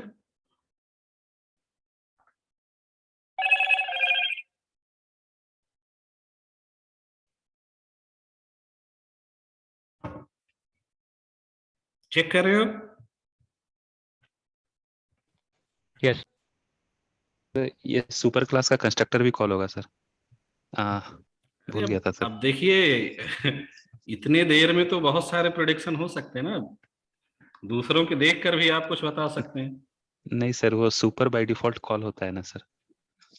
ये कोड कंपाइल, सॉरी फाइल 4 हम लोगों को कंपाइल करना है। और इसमें भी आपका जो क्लास है एग्जीक्यूशन के लिए, वो कौन सी क्लास है? मेन ही है। तो आउटपुट देखिए क्या है यहाँ पर, टोटल आउटपुट कितने हैं? 4 हैं। तो मैक्सिमम लोगों का प्रेडिक्शन 3 आउटपुट के अकॉर्डिंग है, तो सबसे पहले तो वो लोग इनकरेक्ट हैं। इनकरेक्ट है ना? Yes sir. और सीक्वेंस देखिए क्या है, सीक्वेंस क्या है? Static block of test 1, then test 2 static, test 2, then default constructor का test 1, default constructor from test 1, and then default constructor from test 2। इससे क्या समझ आ रहा है Easy आपको? का कुछ ठीक था सर। इससे क्या समझ आ रहा है, कुछ बता सकते हैं? स्टैटिक ब्लॉक पहले कॉल हुआ है सर। अगर आप देखें तो हम लोगों ने टेस्ट 2 को यूज किया, टेस्ट 1 तो हमने कहीं यूज ही नहीं किया। यस सर, मैं बताऊँ सर? हाँ बताइए। जैसे ही सर हमने टेस्ट 2 का ऑब्जेक्ट क्रिएट किया ना, तो जैसे ही उसका स्टार्टिंग में सुपर का कंस्ट्रक्टर, सुपर वाला कॉल हो जाता है, तो उसमें क्या होगा कि सर स्टैटिक ब्लॉक पहले प्रिंट होगा सुपर का, देन उसका कंस्ट्रक्टर ये फिर स्टैटिक ब्लॉक सेकंड का एग्जीक्यूट हो जाएगा। सबसे पहले कंस्ट्रक्टर कॉल होगा कि क्लास लोड होगी? सर क्लास लोड होगी। Parent class yes load sir, होगी। क्लास लोड होगी ना। तो आपने Yes, यूज sir. किया टेस्ट 2 को, तो टेस्ट 1 क्यों लोड हो गया? सर उसका वो इंस्टेंस एक्सटेंड कर रहा है ना उससे क्या सर, इनहेरिट कर रहा है ना उससे। एक्सटेंड कर रहे हैं? एग्जैक्टली, एक्सटेंड कर रहे हैं। तो एक्सटेंड कर रहे हैं जब आप, तो जावा में अब यहाँ पर उसके अकॉर्डिंग क्या है कि आप अगर एक्सटेंड कर रहे हैं किसी क्लास को, तो सबसे पहले यहाँ पर अब आपको ध्यान ये रखना है, या इसे आपको मार्क करना है, और वो ये है कि मेमोरी एलोकेशन का जो वर्क यहाँ पर होगा वो पेरेंट टू चाइल्ड होगा। ठीक है, मींस पहले मेमोरी किसको मिलेगी? पेरेंट को, पेरेंट क्लास को, और फिर मेमोरी किसको मिलेगी? चाइल्ड को। तो अगर पेरेंट को मेमोरी पहले मिल रही, तो क्लास लोड कौन सी होगी पहले? पेरेंट की। पेरेंट की। और उसके अकॉर्डिंग यहाँ पर आपके स्टैटिक का एग्जीक्यूशन बिहेवियर अब वर्क करेगा। और वो क्या था कि जैसी कोई क्लास मेमोरी में लोड होती है, आपके स्टैटिक डेटा फील्ड का इनिशियलाइजेशन होता है, और उसके इनिशियलाइजेशन के जस्ट बाद क्या इन्वोक हो जाता है? Constructor. Static block. No, Sorry. Static block. तो आपके टेस्ट 1 का स्टैटिक सबसे पहले क्यों कॉल हुआ? रीजन समझ आ गया? Yes sir, parent to child yes sir, memory allocation. Parent में रनिंग का। हाँ, अब उसके साथ ही यहाँ पर फिर क्या होगा, आपकी क्लास 2 भी लोड होगी जो टेस्ट 2 है, यस क्योंकि सर। दोनों क्लासेस में आपका एक रिलेशनशिप है, अकॉर्डिंगली उनका मेमोरी एलोकेशन वर्क होगा। तो दोनों क्लासेस आपकी मेमोरी में लोड हुई। अब उसके अकॉर्डिंग यहाँ पर आपका ऑब्जेक्ट क्रिएशन वर्क होगा। तो ऑब्जेक्ट हमने किसका बनाया? ऑब्जेक्ट हमने किसका बनाया? क्लास 2 का। टेस्ट 2 का। क्लास 2, टेस्ट 2 का। तो कंस्ट्रक्टर तो उसका कॉल होना चाहिए था। बट सर वो बाय डिफॉल्ट सर हिडन रहता है, कंस्ट्रक्टर कॉल होता है सुपर कंस्ट्रक्टर का। आप देखें तो किसका कॉल हो रहा है? उससे पहले पहले, टेस्ट 1 का भी। उससे पहले आपके पेरेंट क्लास का भी कंस्ट्रक्टर कॉल हो रहा है।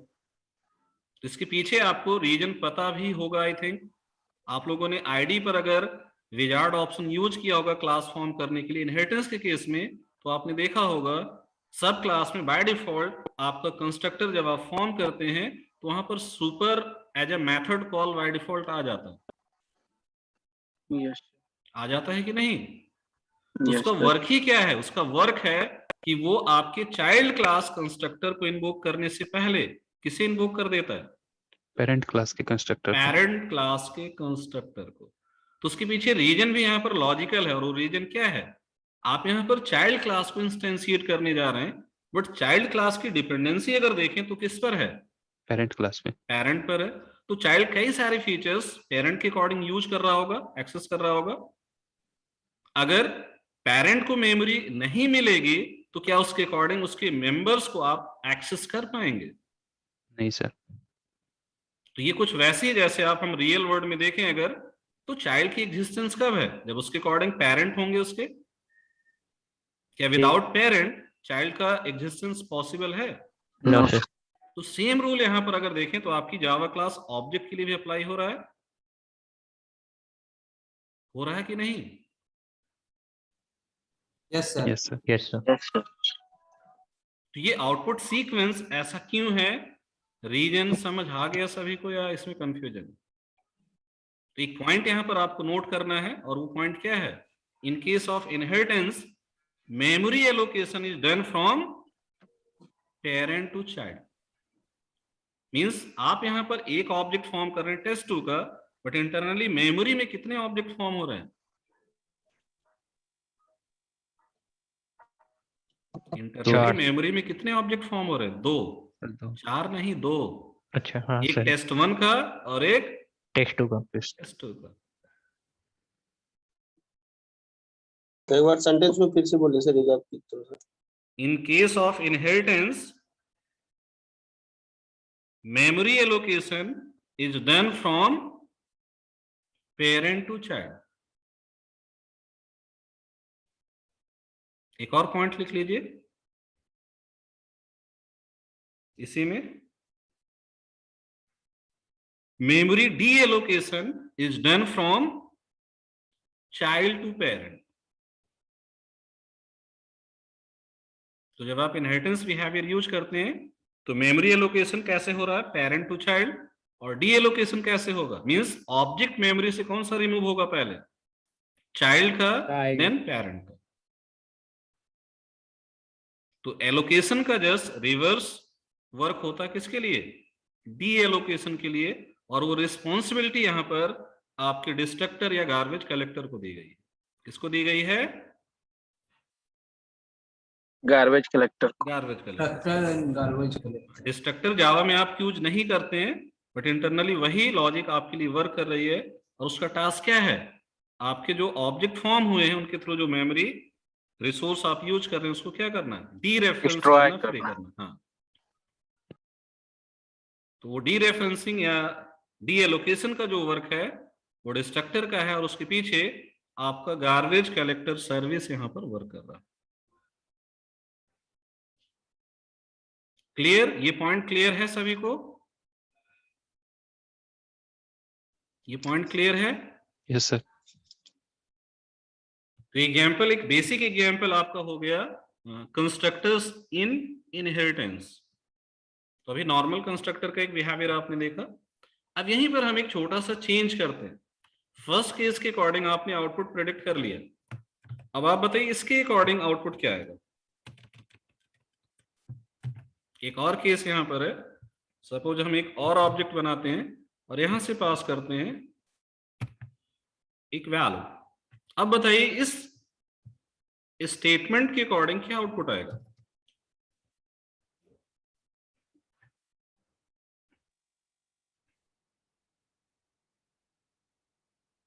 इसमें सर स्टैटिक करेगा। 30 सेकेंड टाइम है आपके पास। Check the code and predict the output. Output 4 ही आएगा, लेकिन पैरामीटराइज इस बार कॉल है। Just type in chat box, ठीक है? आउटपुट सीक्वेंस चैट बॉक्स में टाइप कर दीजिए एक साथ, कॉमा सेपरेटेड। इन शॉर्ट आप वो मैसेज राइट कर सकते हैं। स्टैटिक कौन सा कॉल होगा, कंस्ट्रक्टर कौन सा कॉल होगा?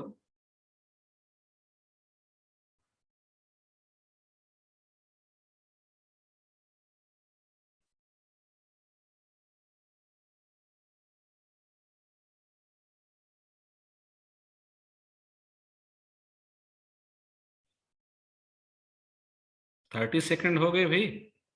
आया कोई प्रेडिक्शन? Yes sir. चलिए, आया तो कुछ।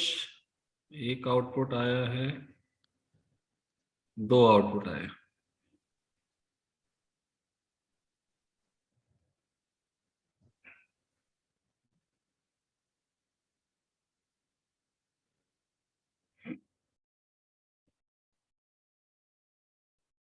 कंस्ट्रक्टर 1 कंस्ट्रक्टर 2 नहीं समझ आया, क्या लिखा है अब्दुल्ला?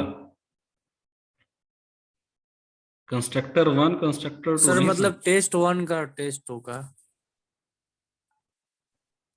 पैरामीटराइज्ड है ना सर। शॉर्टकट में बोले तो सर कुछ ज्यादा ही शॉर्टकट में लिख दिए। नहीं तो वो समझ नहीं आ रहा ना। अब 2 कंस्ट्रक्टर है ना आपके पास। आप बोले सर हाँ, तो उसी का बोल रहे हैं सर, टेस्ट 1 और टेस्ट 2। तो कंस्ट्रक्टर कौन सा कॉल होगा आपके अकॉर्डिंग? कंस्ट्रक्टर टेस्ट 1 का पैरामीटराइज्ड। को ओके, ठीक है। नहीं सर, टेस्ट 1 का डिफॉल्ट कॉल होगा और टेस्ट 2 का पैरामीट्रिक। यस सर, सेम जवाब सर। अच्छा, चेंज कर लिया अपना आंसर। सर वही बोल रहे थे, आप बोले तो हाँ निकल गया।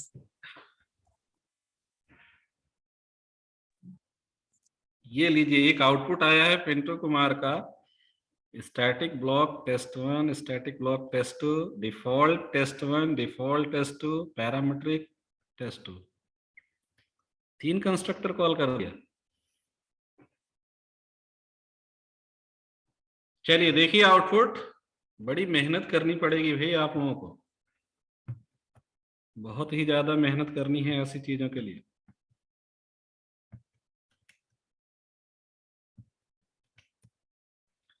तो यहां देखिए आउटपुट क्या है। सॉरी, फिर से आई थिंक गलत वर्क कर दिया हम लोगों ने।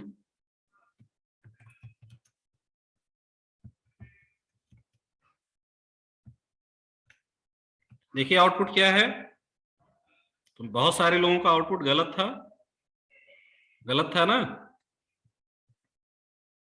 नहीं सर, सही था सर। चैट में देखिए सबने क्या लिखा है, पैरामीटराइज्ड 1, पैरामीटराइज्ड 2 मींस टेस्ट 1 का पैरामीट्रिक। यस सर, हम चेंज कर दिए थे, टेस्ट 2 का सही था, टेस्ट 2 का parametric. Parameterize. Yes sir, but call क्या हो रहा है? तो डिफॉल्ट कैसे कॉल हो रहा है सर? डिफॉल्ट टेस्ट 1 का सर डिफॉल्ट हो। हमें क्या पता कैसे कॉल हो रहा है, आप बताइए।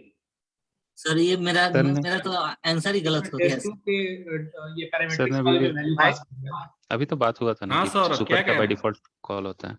ये सर डिफॉल्ट कंस्ट्रक्टर तो कॉल होगा इनसे। अरे भाई देखिए, जब आप ऐसे कोड लिखते हैं ना इनहेरिटेंस के केस में, यस सर। तो जो चाइल्ड क्लास के कंस्ट्रक्टर आप बनाते हैं, ठीक, इनके अंदर ये वर्क, सॉरी, ये वर्क बाय डिफॉल्ट हो जाता है, यस ठीक। तो ये वर्क यहां भी हुआ है और ये वर्क कहाँ हुआ है, यहां भी। आया समझ? Yes sir. तो इसका वर्क क्या है, it will call parent default, यही कॉल करेगा ना। आया समझ सबको? जिसके आउटपुट रॉन्ग हैं, समझ आया रीजन क्या है? Yes sir. तो अगर आप पेरेंट चाइल्ड का, हाँ, पेरेंट का डिफॉल्ट किया सुपर से, ठीक है सर, तो उसमें तो पैरामीट्रिक भी है ना सर, तो वो भी तो कॉल होना चाहिए। इट विल कॉल, हाँ, क्या कह रहे हैं? डिफॉल्ट कंस्ट्रक्टर हो गया सर सुपर होने के कारण, तो उसमें पैरामीट्रिक कंस्ट्रक्टर भी है, वो भी कॉल होना चाहिए। वो क्यों कॉल होगा भाई? ये क्या काम कर रहा है ये देखना है ना आपको। आपने टेस्ट 2 का पैरामीट्रिक कॉल किया ना, यस सर। बट टेस्ट 2 के पैरामीट्रिक के अंदर फर्स्ट स्टेटमेंट क्या पड़ा हिडन फॉर्म में, सुपर। तो इसका काम क्या है? इसका काम है बाय डिफॉल्ट आपके इस डिफॉल्ट कंस्ट्रक्टर को कॉल करना। किसको कॉल करना? डिफॉल्ट कंस्ट्रक्टर को कॉल करिए। डिफॉल्ट कंस्ट्रक्टर को कॉल। समझ आया यस। या कंफ्यूजन है किसी को?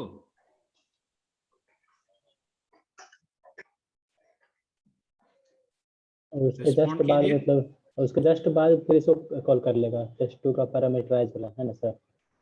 अरे भाई ये टेस्ट 2 का पैरामीटराइज ही कॉल हो रहा है ना, तो ये सुपर एक स्पेशल मेथड कॉल हो गया ना। Yes sir. ये सुपर किसको कॉल करेगा? ये सुपर कॉल करेगा इसको, ठीक। Yes sir. Yes sir. ये क्या है? पेरेंट का डिफॉल्ट कंस्ट्रक्टर। Default constructor. आया समझ? तो सुपर अच्छा। सर सिर्फ अपना पेरेंट का डिफॉल्ट कंस्ट्रक्टर ही कॉल करेगा। अरे नहीं, अरे भाई डिफॉल्ट अभी तो ये किया ही नहीं हमने, आपको दिखाने के लिए हमने किया ये, तो हमने तो ऐसा कुछ किया ही नहीं था। इसका मतलब क्या है? ये डिफॉल्ट नेचर है, इम्प्लिसिट नेचर है।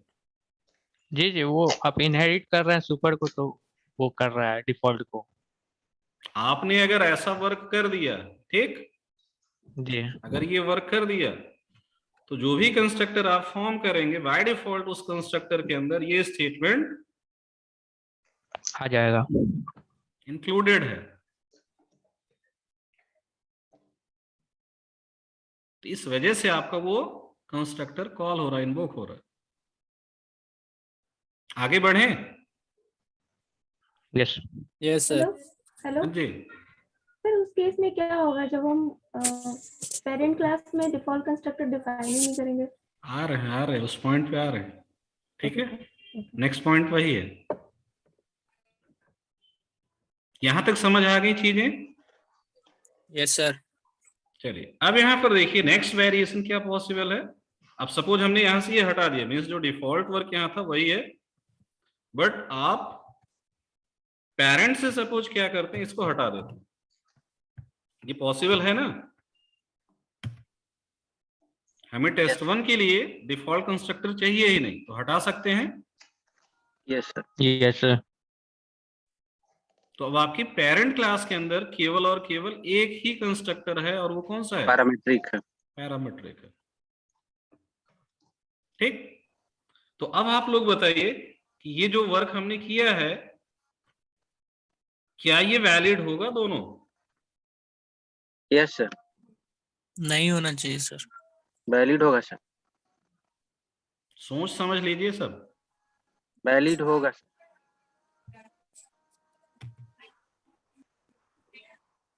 पहला वाला सर वैलिड ही नहीं होगा सर।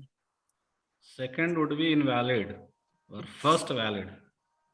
दोनों वैलिड होगा सर। दोनों वैलिड। दोनों वैलिड है। Yes sir. दोनों वैलिड है।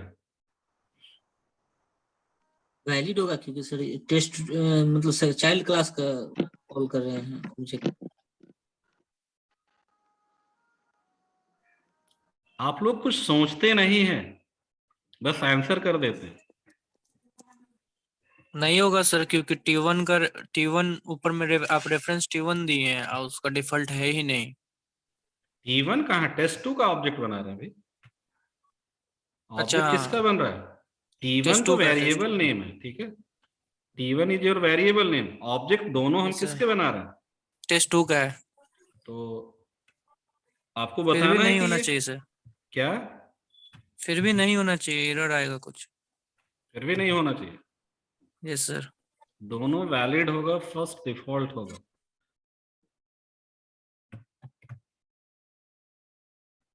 बाकी लोग बताइए। आई थिंक 4-5 लोगों का रिस्पॉन्स आया है। Valid, valid, invalid, second invalid. 30 second time चाहिए। चलिए 30 सेकंड की जगह 1 मिनट लीजिए। सर तब तक तो एग्जीक्यूट करा देंगे। नहीं तो फिर वो एग्जीक्यूट करा लेगा जो, तो वो फिर तो है चीटिंग कर रहा है। हमने पहले ही आपसे बोला है कि जो ये देखिए डिस्कशन हम आपको पढ़ा नहीं रहे, ठीक है। पढ़ाना होता तो हम आगे बढ़ जाते हैं। सर 2 बार कॉल नहीं कर सकते ना हम सुपर सर। वेरिएशंस दिखा रहे हैं कैसे। आप खुद ये चीजें, ये देखिए कोई बताता नहीं है और ना बहुत ही ये बताने की इम्पोर्टेंट चीज है, होता है सर। बट ये सारी चीजें वेरिएशंस अगर आप देख लेंगे ना, तो आपको क्लासेस के लिए वर्क कैसे हो रहा है, कैसे एग्जीक्यूशन काम करता है, आप बहुत अच्छे से अपना वर्क कर सकते हैं। ठीक है, तो इस वजह से ये सारी चीजें हम यहाँ पर डिस्कस कर रहे हैं।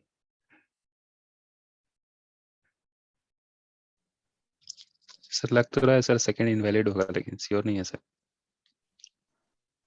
नायर जी 2 बार 30 सेकंड हो गया। सर मेरी तरफ से दोनों इनवैलिड है सर। वैलिड है। चलिए देखते हैं इसका आउटपुट। अब सर मैंने टाइप करके नहीं बोला, मैंने प्रोग्राम का फ्लो को देख करके ये किया है। ठीक है, तो आप देख सकते हैं फर्स्ट एरर कहां पर है? लाइन नंबर 21 पर। और सेकंड एरर कहां है? लाइन नंबर 26 पर। 26 पर। ये दोनों लाइंस क्या हैं? लाइन नंबर 21 का मतलब क्या है? लाइन नंबर 21 आपका ये है, डिफॉल्ट कंस्ट्रक्टर और टेस्ट। लाइन नंबर 26 ये। मींस आपका ये दोनों कॉल अभी फिलहाल क्या है? इनवैलिड। इनवैलिड है सर। इनवैलिड है। तो किसी का आंसर करेक्ट है? मेरा है ना सर, हम बोले ना दोनों नहीं होगा। लेकिन दे नहीं पाए कि क्यों नहीं होगा। रीजन नहीं पता है। रीजन में सर कंफ्यूज थे थोड़ा, हमको लगा था डिफॉल्ट कंस्ट्रक्शन की वजह से नहीं होगा सर, क्योंकि आप उसका डिफॉल्ट भी कॉल कर रहे हैं। अरे भी देखिए, ये वर्क जो आप करते हैं किसी क्लास के अंदर, ये क्या है? काम ओवरलोडिंग है ना? Yes sir. ये क्या है? ओवरलोडिंग है।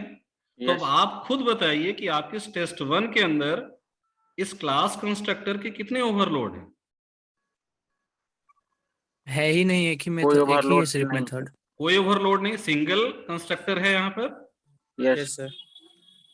तो सिंगल कंस्ट्रक्टर अगर है तो क्या आपके इस पेरेंट क्लास का जो ऑब्जेक्ट क्रिएशन है वो डिफॉल्ट नेचर का हो सकता?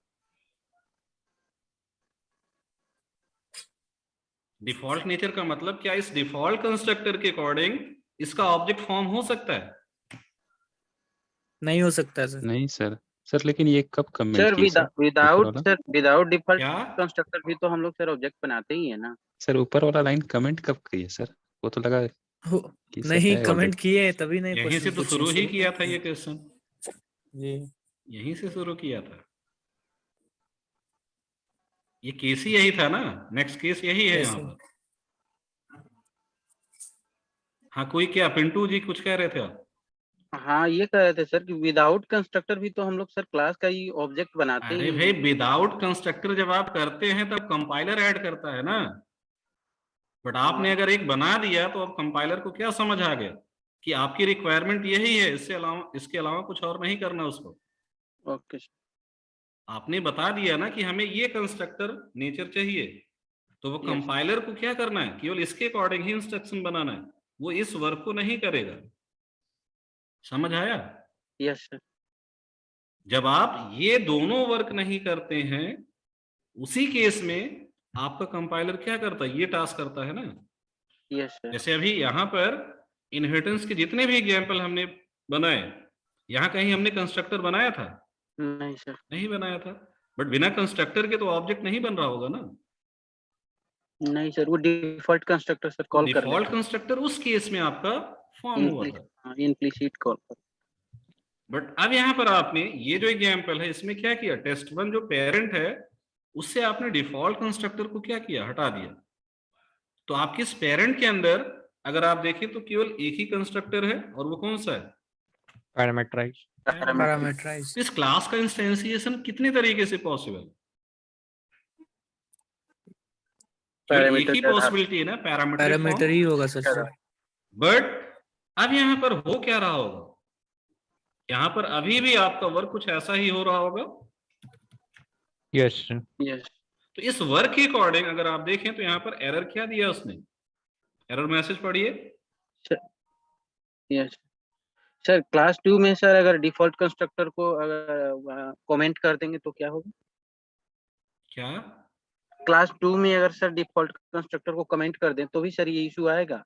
कर दीजिए, उससे क्या फर्क पड़ता है भाई, दोनों ऑब्जेक्ट क्रिएशन में दिक्कत है ना।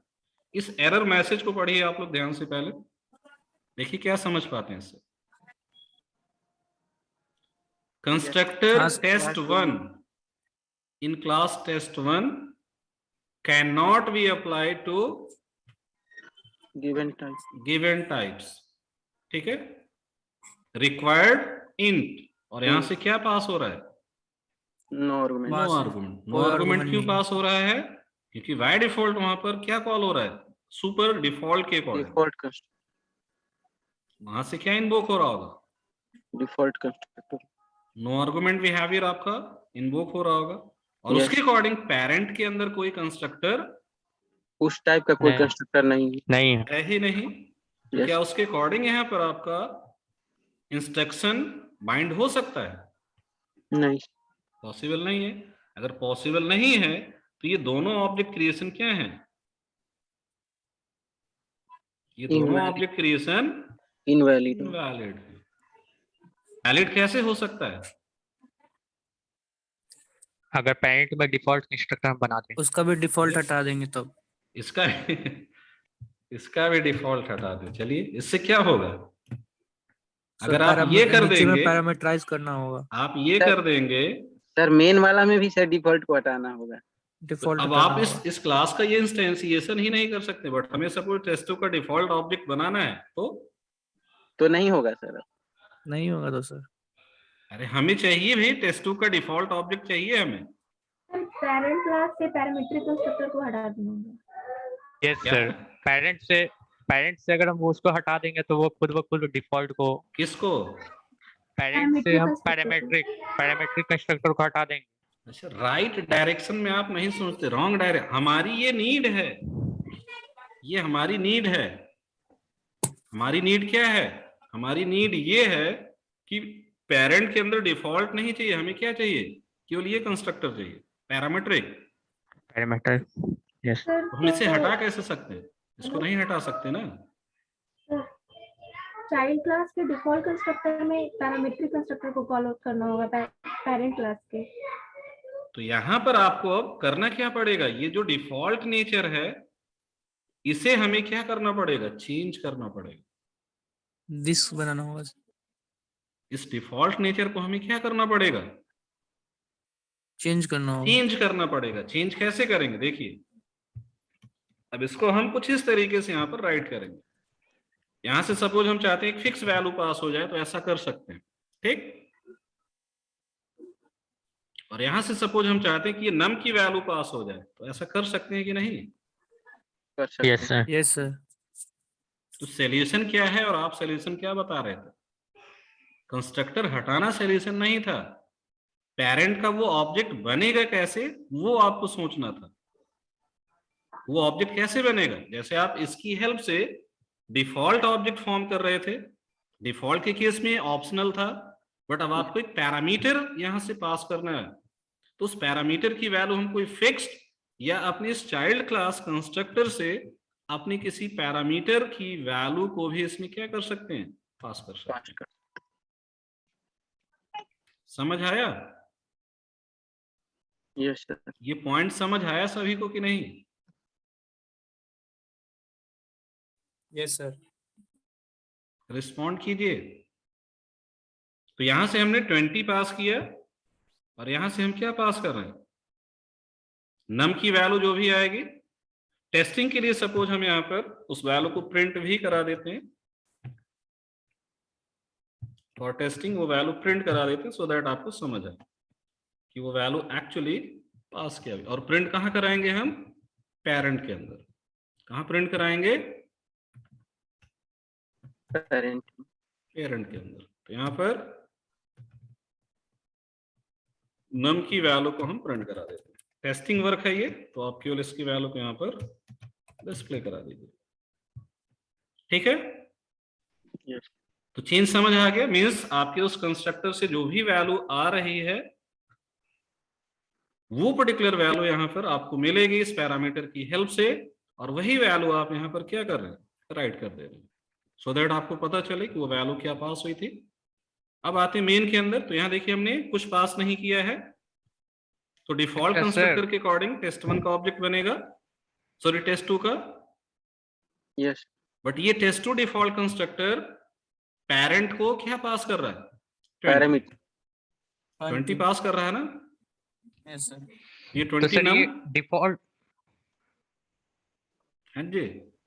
तो सर ये जो 20 पास करवाए हैं ये डिफॉल्ट कंस्ट्रक्टर जैसा काम करेगा पेरेंट की?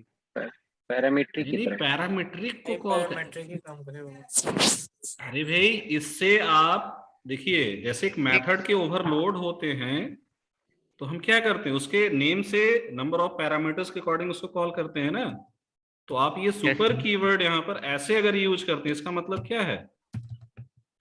You want to invoke parent default constructor, जी ठीक। आपने एक पैरामीटर पास कर दिया, इसका मतलब क्या है? You want to call a constructor of parent with one parameter. आप यहाँ पर ऐसा भी कर सकते हैं, सपोज आपने यहाँ ऐसे ऐसे पास कर दिया कई सारी वैल्यू, तो अब इसका मतलब क्या हुआ? 4 पैरामीट्रिक कंस्ट्रक्टर, अपनी पेरेंट क्लास का एक ऐसा पैरामीटराइज कंस्ट्रक्टर इन्वोक करके उसका ऑब्जेक्ट फॉर्म करना चाहते हैं जो 4 इंटीजर वैल्यू एक्सेप्ट करता हो। बट अब कंडीशन ये है कि आपकी पेरेंट क्लास के अंदर ऐसे कंस्ट्रक्टर डिफाइन होने चाहिए, ठीक। मीन्स उसके अंदर अगर डिफॉल्ट कंस्ट्रक्टर होगा तभी आप ये कॉल कर पाएंगे, उसके अंदर अगर सिंगल पैरामीटर के अकॉर्डिंग कंस्ट्रक्टर होगा तब आप ये कॉल कर पाएंगे, अगर इसके अंदर 4 इंटीजर वैल्यू के अकॉर्डिंग एक कंस्ट्रक्टर होगा तब आप ये कॉल कर पाएंगे। तो अभी उस बिहेवियर के अकॉर्डिंग अगर देखें तो आपकी वैलिड कॉल केवल क्या है, ये दो, सॉरी केवल एक है, और वो कौन सी, दिस वन, सिंगल पैरामीटर। समझ आया? Yes sir. या इसे और अच्छे से समझने के लिए हम यहाँ पर एक और चेंज कर देते हैं, ठीक है, एक छोटा सा चेंज करते हैं। देखिए हम इसके अंदर एक और पैरामीट्रिक कंस्ट्रक्टर बना देते हैं, और ये सपोज 2 पैरामीटर्स की वैल्यू एक्सेप्ट करता है, बट डिफॉल्ट अभी भी नहीं। तो यहां पर num1 की वैल्यू हम प्रिंट करा देते हैं, और num2 की वैल्यू भी।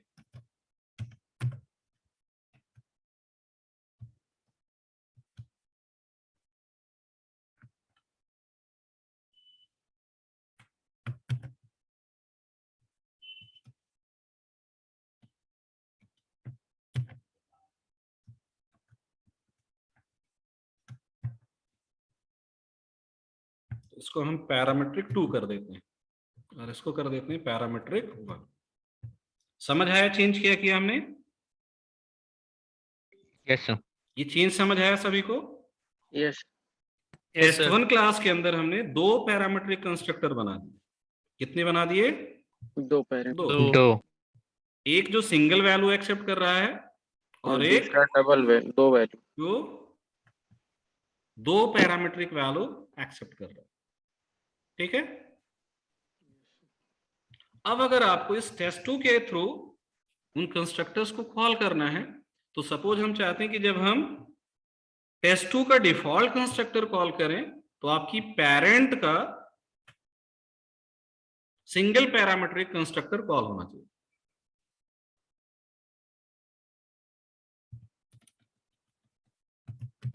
तो इसका वर्क क्या हो जाएगा? It will call parent parametric 1 constructor, ये करेगा ना? Yes sir.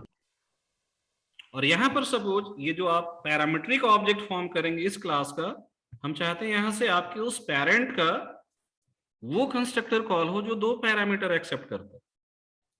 तो वो कॉल हम कैसे करेंगे? कॉमा देके नम एक और ऐड कर देंगे। हाँ, इसमें एक और वैल्यू पास कर देते हैं num2, और यहां से हम पास क्या कर दें? num1 और num2। इसका वर्क क्या हो जाएगा? इसको अगर एज अ कमेंट आप यहां पुट करें, पैरामीट्रिक 2 कर, it will call parametric 2 parent parametric 2 constructor, ठीक है। समझ आया एक्चुअल यूज क्या है? Yes sir. तो डिफॉल्ट से डिफरेंट अगर हमें एक कंस्ट्रक्टर इन्वोक करना, कहां से? अपनी चाइल्ड क्लास कंस्ट्रक्टर से, तो आपको सुपर की हेल्प से वो वर्क करना है। और ये जो वर्क आप करते हैं इसे आप मार्क कर लीजिए, this is called explicit calling of parent class constructor from child. इसे हम क्या कहते हैं? Explicit call, explicit calling of parent class constructor from child. Implicit call केवल किसके लिए पॉसिबल है? Default constructor. Default constructor. But अगर आपको अदर देन डिफॉल्ट नेचर का ऑब्जेक्ट इनिशियलाइज करना, किसके लिए? पेरेंट के लिए, तो आपको यहां पर उसका एक एक्सप्लिसिट कॉल करना पड़ेगा। वो एक्सप्लिसिट कॉल क्या होगा आपको देखना पड़ेगा। पेरेंट के अंदर कौन सा ऐसा कंस्ट्रक्टर है जिसकी आपको नीड है जब आप चाइल्ड का ऐसा ऑब्जेक्ट फॉर्म कर रहे हैं, और जब आप ऐसा ऑब्जेक्ट फॉर्म कर रहे हैं तब आपको पेरेंट के किस कंस्ट्रक्टर की नीड है। तो ये आपके एक्चुअल एप्लीकेशन नीड या बिहेवियर पर डिपेंड करेगा, और अकॉर्डिंगली आप उसको इन्वोक करेंगे। सर इस मेथड को क्या कहते हैं? नेटवर्क चला गया था sir. Explicit calling of parent class constructor from child using super. explicit calling of parent class constructor from child। Mark कर लिया सभी ने? Yes sir. मार्क कर लिया? Yes sir.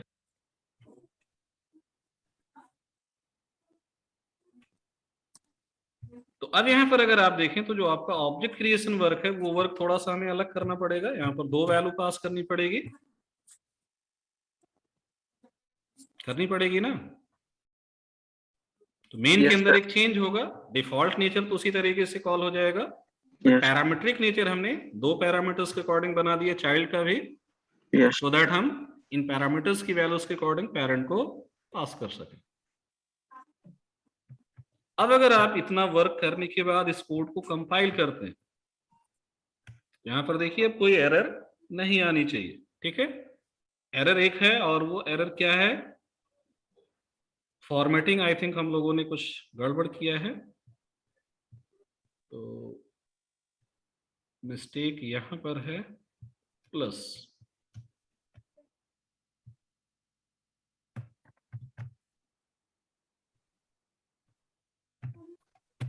Sir double quotes छोटा, डबल कोट्स भी छोटा है?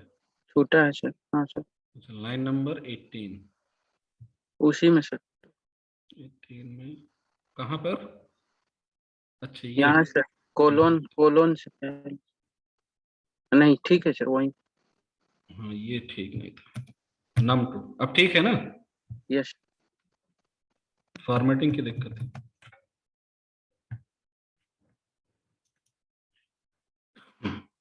कंपाइल हो गया कोड आपका, इसको रन करेंगे तो आप देख सकते हैं कि आपका जो पेरेंट का फर्स्ट कंस्ट्रक्टर कॉल हुआ है वो कौन सा कॉल हुआ? डिफॉल्ट के अकॉर्डिंग पैरामीट्रिक 1। और जब आपने चाइल्ड का पैरामीट्रिक कंस्ट्रक्टर कॉल किया है तो पेरेंट का कौन सा कंस्ट्रक्टर कॉल हुआ है? पैरामीट्रिक 2। समझ आया? Yes sir. ये पॉइंट समझ आया सभी को? Yes sir. इसका मतलब क्या है कि इस पर्टिकुलर वर्क से, ये जो सुपर का कॉल है आपका, इससे आप क्या कर रहे हैं? इससे आप पेरेंट का ऑब्जेक्ट कैसे फॉर्म होगा वो डिसाइड कर रहे हैं, ठीक है। तो बहुत सारी ऐसी सिचुएशंस आपकी होती हैं जहां पर हमें चाइल्ड क्लास ऑब्जेक्ट फॉर्मेशन के साथ ही पेरेंट क्लास के लिए भी वैल्यू चाइल्ड से ही पास करनी होती है। तो वो पर्टिकुलर वर्क हम कैसे करेंगे? With the help of super, and accordingly आपकी पेरेंट क्लास के अंदर कंस्ट्रक्टर लॉजिक होनी चाहिए। समझ आया ये सभी को या कंफ्यूज हो गए आप लोग? सर एक जगह इशू है सर। क्या बताइए सर? जैसे कि हम लोग टेस्ट 2 का ऑब्जेक्ट क्रिएट कर रहे हैं, तो सर स्टैटिक ब्लॉक तो सर ठीक है सर, पहले पेरेंट का कॉल हो रहा है, फिर सेकंड टेस्ट 2 का कॉल हो रहा है, लेकिन सर एग्जैक्टली सर कंस्ट्रक्टर जो कॉल हो रहा है वो तो पहले टेस्ट 2 का कॉल हो रहा है ना, क्योंकि उसके अंदर super block by default call. अरे भाई, तो वही तो टेस्ट 2 इनिशिएट कर रहा है उसको, ठीक। यस बट इनिशिएशन उसका पॉसिबल नहीं है ना बाय डिफॉल्ट, क्योंकि अगर ये वर्क नहीं हो हो पा गया, रहा, ये वर्क हो गया इसके बिना सपोज, तो पेरेंट का तो ऑब्जेक्ट ही ना बना ना। Yes sir. तो अगर पेरेंट का ऑब्जेक्ट नहीं बनेगा तो भाई चाइल्ड पेरेंट के अकॉर्डिंग चीजों को एक्सेस कैसे करेगा? बट सर अगर हम लोग कॉलिंग की बात करें तो हम लोग ये कहेंगे ना सर कि टेस्ट 2 का पहले कंस्ट्रक्टर कॉल हुआ। टेस्ट 2 ने उसको इनिशिएट किया, बिल्कुल। Yes sir. इनिशिएशन किससे हुआ? टेस्ट 2 से ही हुआ। टेस्ट 2 के बट टेस्ट 2 का कंस्ट्रक्टर डायरेक्ट पूरा अपना वर्क नहीं कर रहा है, वो किस पर डिपेंडेंट है? वो टेस्ट 1 के कंस्ट्रक्टर। जब तक ये सुपर कॉल कंप्लीट नहीं होगा तब तक आपका ये वर्क नहीं होगा। तो अगर आप यहां से अब लॉजिकली देखें तो ऑब्जेक्ट पहले किसका फॉर्म हो रहा होगा? टेस्ट 1 का। टेस्ट 1 का फॉर्म हो रहा है ना? Yes sir. Yes sir, completion, हाँ यस सर हो रहा है, ये करेक्ट। जब आपके टेस्ट 1 का ऑब्जेक्ट कंप्लीट हो जा रहा है, कंट्रोल रिटर्न बैक यहां आएगा। इसके बाद फिर आपका ये कंस्ट्रक्टर अपना वर्क फिनिश करेगा, कंप्लीट करेगा। Yes sir. ठीक है, तो यहीं से आप प्रूफ कर सकते हैं, या फिर आपको दिख ही रहा है कि पहले कौन सा ऑब्जेक्ट फॉर्म हो रहा होगा, टेस्ट 1 का फिर टेस्ट 2। अब इसको और प्रूफ करना है कि टेस्ट 1 का पहले हो रहा है कि नहीं, तो आपको सिंपली क्या करना है, ये जो सुपर स्टेटमेंट हमने यहां इस तरीके से राइट किया, इसको आपको क्या करना है, यहाँ लिख देना है। रॉन्ग हो जाएगा सर। तो रॉन्ग क्यों हो जाएगा? उसके पीछे रीजन है ना। अब देखिए अगर इस कोड को हम लोग, हाँ ये आउटपुट मार्क कर लीजिए, देखिए कुनैन, ऊपर को तो सबसे ऊपर ही रखो। हो गया, ठीक है। तो अब सपोज आपने उसको नीचे कर दिया, और नीचे जैसे ही आप करेंगे, आप देखिए यहां पर आपका वो कोड कंपाइल नहीं होगा।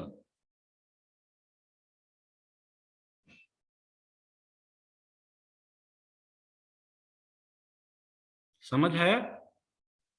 Yes sir. Call to super must be the first statement in the constructor. उसके पीछे रीजन वही है कि आपके इसी स्टेटमेंट की वजह से क्या हो रहा है, एरर जनरेट। अरे भी पेरेंट का ऑब्जेक्ट फॉर्म हो रहा है। अच्छा नहीं सर, मुझे उससे पूछ रहे हैं। ठीक है, तो ये स्टेटमेंट कहाँ होना चाहिए? इस कंस्ट्रक्टर ब्लॉक के अंदर फर्स्ट स्टेटमेंट। मीन्स इससे पहले आप कुछ और वर्क नहीं कर सकते, उसके बाद आपको इसकी लॉजिक लिखनी है। समझ आया?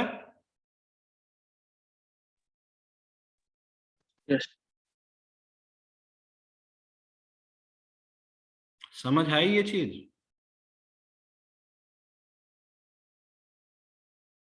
हाँ जी सर दो सुपर यूज कर सकते हैं क्या? 2 सुपर यूज कर सकते हैं। 2 सुपर मतलब? जैसे एक अरे डिफॉल्ट बना, एक पैरामीटर। एक ही ऑब्जेक्ट फॉर्म करेंगे ना। कहाँ पर जैसे 2 सर सुपर? मेरा मतलब ये है कि जैसे डिफॉल्ट वाला कंट्रोल जाएगा पेरेंट के पास, उसको हाँ। ऑब्जेक्ट क्रिएट कर, फिर कंट्रोल वापस आके फिर पैरामीट्रिक वाला का काम नहीं करेगा। नहीं, कहाँ पर क्या कह रहे हैं, क्या चेंज करें इसमें? जैसे सर 29 नंबर लाइन और 30 में नहीं है सर। हाँ, ये अगर ये कमेंट हटा देंगे तो, ये कमेंट हटा देंगे तो इससे क्या होगा? अभी तो ये तो कर ही नहीं सकते आप, ठीक है? वो तो डिफॉल्ट कंस्ट्रक्टर के लिए। डिफॉल्ट नहीं हो सकता है। डिफॉल्ट क्यों नहीं हो सकता? क्योंकि पेरेंट में डिफॉल्ट को आपने कमेंट कर लिया, डिफॉल्ट है ही नहीं। ठीक, यस। आप ये ट्राई कर सकते हैं। इसके बाद क्या करें, ये वर्क कर दें, और अभी फिलहाल के लिए इसमें 2 फिक्स वैल्यू हम कुछ पास कर देते हैं। ठीक है, 2 फिक्स वैल्यू हमने कुछ ऐसी पास कर दी। यही कह रहे हैं ना? Yes sir. चलिए देखते हैं क्या होता है। सर उसका वो कॉल हो जाएगा।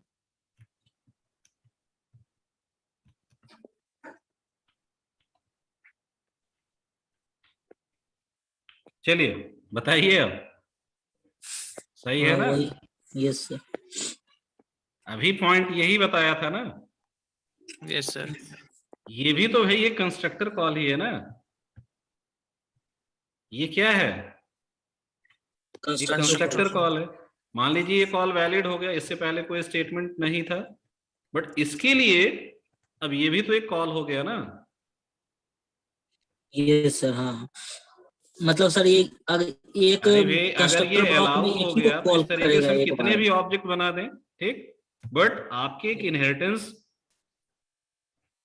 बिहेवियर के अकॉर्डिंग जब आप टेस्ट2 का ऑब्जेक्ट बना रहे हैं तो उसके अकॉर्डिंग पेरेंट का कितना ऑब्जेक्ट चाहिए? एक ही चाहिए ना, कि एक से ज्यादा चाहिए?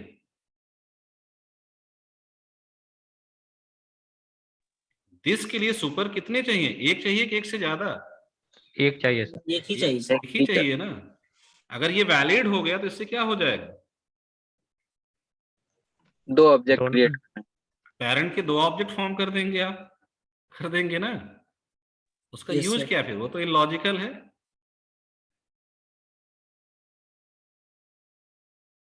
और ये जो एक रिस्ट्रिक्शन है उसके अकॉर्डिंग भी ये इनकरेक्ट स्टेटमेंट हो जाएगा, क्योंकि सुपर का Second कॉल line ही हो क्या जाएगा। कहता है, इससे पहले कोई और स्टेटमेंट नहीं होना चाहिए। तो नेक्स्ट कॉल जो आप करेंगे वो प्रीवियस कॉल को एक स्टेटमेंट की तरह ट्रीट करेगा, वो इनवैलिड हो जाएगा। ठीक है, तो इसका आंसर क्या है? ये आप नहीं कर सकते, invalid, as per rule for calling of super. ठीक है, तो कंस्ट्रक्टर ब्लॉक के अंदर अगर आप सुपर को कॉल करते हैं तो ध्यान क्या रखना है? Super call must be the first statement with in that block. और इसका प्राइमरी गोल क्या है? प्राइमरी गोल ये है कि आपके चाइल्ड ऑब्जेक्ट इनिशियलाइजेशन के साथ पेरेंट का ऑब्जेक्ट कैसे फॉर्म होगा, वो कंस्ट्रक्टर कॉल आप यहां से एक्सप्लिसिटली कर सकते हैं। ठीक, अब इसको और बेटर वे में समझने के लिए अनिल सर ने जो एग्जाम्पल आप लोगों को डिस्कस किए थे इनहेरिटेंस वाले, याद है? यहां पर काफी लेंदी कोड था, एम्प्लॉय मैनेजर या टेक्स्ट बुक, इस तरीके का जो एग्जाम्पल था इनहेरिटेंस वाला। यस उस एग्जाम्पल को अब आप देखिएगा तो वहां पर सुपर का एक एक्चुअल यूज आपको मिलेगा। ठीक है, इसके फ्लो को समझने के लिए हमने ये वर्क किया, बट इसको वहां पर आप देखें तो दो एक्चुअल क्लासेस उन्होंने बनाई थी, एम्प्लॉय और मैनेजर। और उसमें आप देखिए मैनेजर क्लास एम्प्लॉय क्लास के लिए कुछ पैरामीटर्स वैल्यू पास कर रहा होगा with help of super. Similar case आपका होगा, टेक्स्ट बुक से आप बुक क्लास के लिए कुछ वैल्यू पास कर रहे होंगे। ठीक है, तो नॉर्मली ये वर्क हमें किसके लिए करना होता है? इसकी हेल्प से हम अपने पेरेंट क्लास डेटा फील्ड्स जो कि प्राइवेट होते हैं उन्हें इनिशियलाइज कर सकते हैं कि नहीं? इन पैरामीटर्स वैल्यू की हेल्प से पेरेंट क्लास के मेंबर प्राइवेट होते हुए भी उनको इनडायरेक्टली आप वैल्यू पास कर सकते हैं कि नहीं? कर सकते हैं सर। कर सकते हैं। चाइल्ड के पास उसका एक्सेस नहीं है, but with the help of constructor logic आप उसे वैल्यू सप्लाई कर सकते हैं कि नहीं? जैसे सपोज अभी हमने पेरेंट के अंदर कोई डेटा फील्ड नहीं यूज किया, बट अगर हम चाहें तो यहाँ क्या कर सकते हैं, दो डेटा फील्ड्स बना लें और उनकी वैल्यूज को हम num1 num2 से क्या कर सकते हैं, इनिशियलाइज कर सकते हैं। बट इस टेस्ट 1 की हेल्प से हम उसके लिए कोई वर्क नहीं कर रहे। वो वर्क कौन करेगा? आपका ये टेस्ट 2 कौन करेगा? टेस्ट 2। तो ये काफी यूजफुल बिहेवियर है सुपर के थ्रू आपके पेरेंट क्लास कंस्ट्रक्टर्स को एक्सप्लिसिटली इन्वोक करना। ठीक है, ऐसे एक वर्क जब आप करते हैं तो इसे एक और नेम दिया गया इनहेरिटेंस के केस में। जब इस तरीके से आप चाइल्ड की हेल्प से पेरेंट क्लास कंस्ट्रक्टर्स को यहां पर इन्वोक कर रहे हैं सुपर की हेल्प से, तो इसे हम कहते हैं कंस्ट्रक्टर चेनिंग। क्या कहते हैं? कंस्ट्रक्टर चेनिंग। अभी तो ये एक ही लेवल का इनहेरिटेंस है, सपोज ये मल्टी लेवल होता तो सब चाइल्ड से कौन सा कॉल होता? उसका पेरेंट, उसके पेरेंट से उसका पेरेंट, इस तरीके से पॉसिबिलिटी है ना। तो एक तरीके से वहां पर क्या फॉर्म होगा? कंस्ट्रक्टर कॉलिंग का पूरा एक चेन। तो सब चाइल्ड से हम चाइल्ड को वैल्यू पास कर सकते हैं, फिर वो वैल्यू चाइल्ड की हेल्प से आपके पेरेंट को पास हो सकता है। तो जो हायरार्की होगी उस हायरार्की के अकॉर्डिंग आप वैल्यू सप्लाई कर सकते हैं। ठीक है, तो आई थिंक कंस्ट्रक्टर्स का क्या वर्क हो सकता है आपके लिए इनहेरिटेंस के केस में, उसका पर्पज क्लियर हुआ सभी को। और उसे कैसे कॉल करना है सिचुएशन स्पेसिफिक, वो आप यहां देख सकते हैं।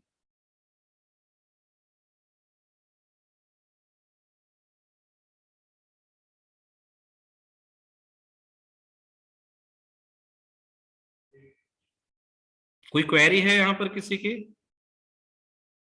Any query?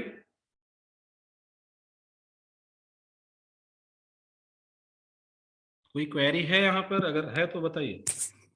नहीं सर, मेरा नहीं है।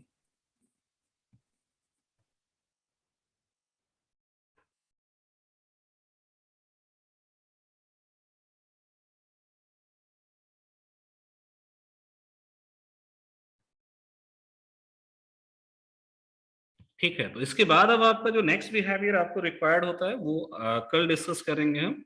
उसका एक ओवरव्यू केवल आपको देते हैं। जैसे अभी देखिए यहाँ पर इनहेरिटेंस के जितने भी वर्क आपने किए थे, ठीक, यहाँ पर हम लोग ओवरराइडिंग का वर्क स्पेशली कर रहे थे। लाइक एग्जाम्पल 2 के अंदर आप मेथड को क्या कर रहे थे, सॉरी एग्जाम्पल 3 में ओवरराइडिंग का वर्क हम लोग कर रहे थे, यहाँ पर किया है।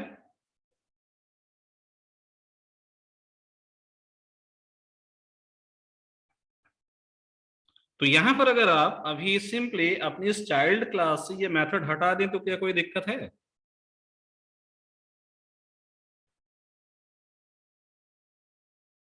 नहीं सर। कोई दिक्कत नहीं है? या डिस्प्ले की जगह हम इसको डिस्प्ले 2 कर दें तो कोई दिक्कत है? नहीं। बताइए। यहाँ तो सर दोनों सुपर वाला भी प्रोटेक्टेड ही है, तो दिक्कत क्या होगा? अरे क्वेश्चन समझिए, क्वेश्चन ये था कि हम इसको अगर हटा दें यहाँ से, मीन्स इस पूरे कोड को ही, क्या ये ओवरराइडिंग है अभी? Yes sir. अभी ओवरराइडिंग है ना दोनों के लिए? Yes sir. हम इसको क्या करें, यहाँ से हटा दें, कोई दिक्कत नहीं सर। कोई प्रॉब्लम नहीं है। इनहेरिटेंस का पहला यूज यही देखा था कि आपके इस पेरेंट क्लास का ये लॉजिक आपके चाइल्ड के लिए एप्लीकेबल होगा। Clear? Yes sir. Yes sir. और दूसरा फिर पॉइंट हमने क्या बताया कि आप सेम सिग्नेचर यूज करके उसको यहाँ पर रीडिफाइन कर सकते हैं, मीन्स ओवरराइड कर सकते हैं। ठीक, तो ये दो बिहेवियर अभी आपने देखे। बट अब सपोज हम इसको हटाते भी नहीं है और यहाँ पर डिस्प्ले लाइक हमें वर्क करना था, बट हमने क्या कर दिया, डिस्प्ले 2 क्या कर दिया? ये सब क्लास का सर अपना मेथड हो गया ना?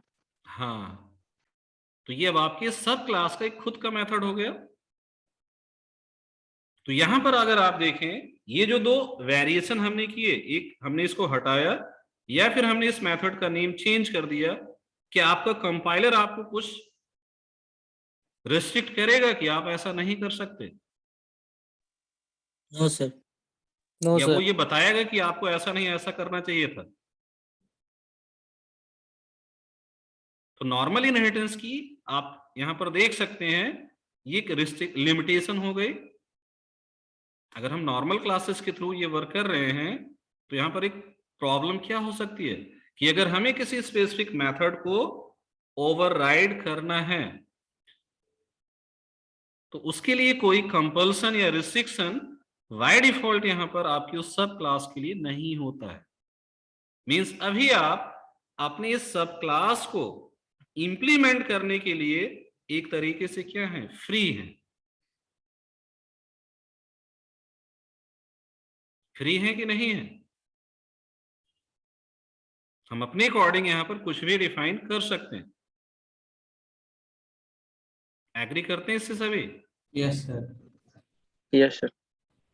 आपके सब क्लास के अंदर क्या इंप्लीमेंटेशन होना चाहिए, उसके लिए अभी फिलहाल कोई रिस्ट्रिक्शन यहां पर आपको है पेरेंट के अकॉर्डिंग?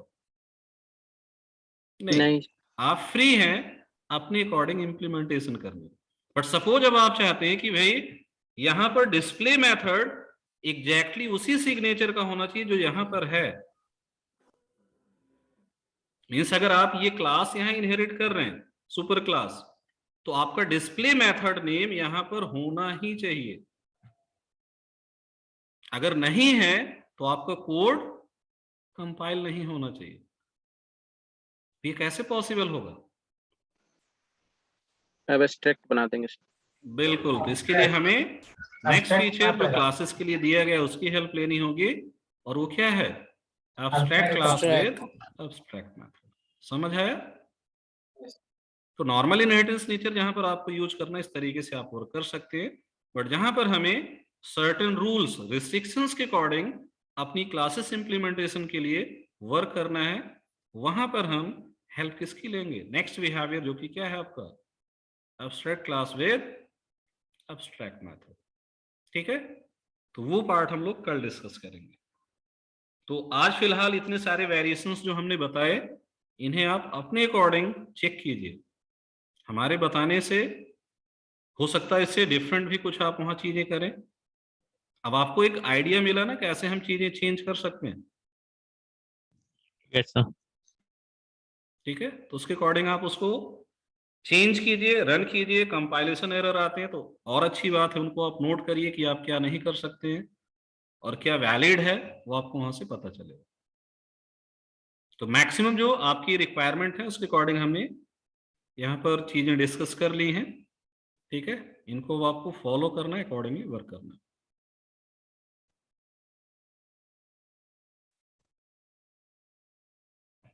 ठीक है, चलिए तो आज यहीं पर बाइंड अप करते हैं। कल क्या डिस्कस करेंगे? कल डिस्कस करेंगे एब्स्ट्रैक्ट और उसके बाद फिर interface. Okay okay sir. Abstract तो वैसे हम 2 बार डिस्कस कर चुके हैं, बट कल एक बार फिर डिस्कस कर लेंगे, ठीक है? Okay sir, thank you sir. Okay, thank you sir. Thank you sir. Thank you sir. Thank you sir. Thank you sir. Okay, okay.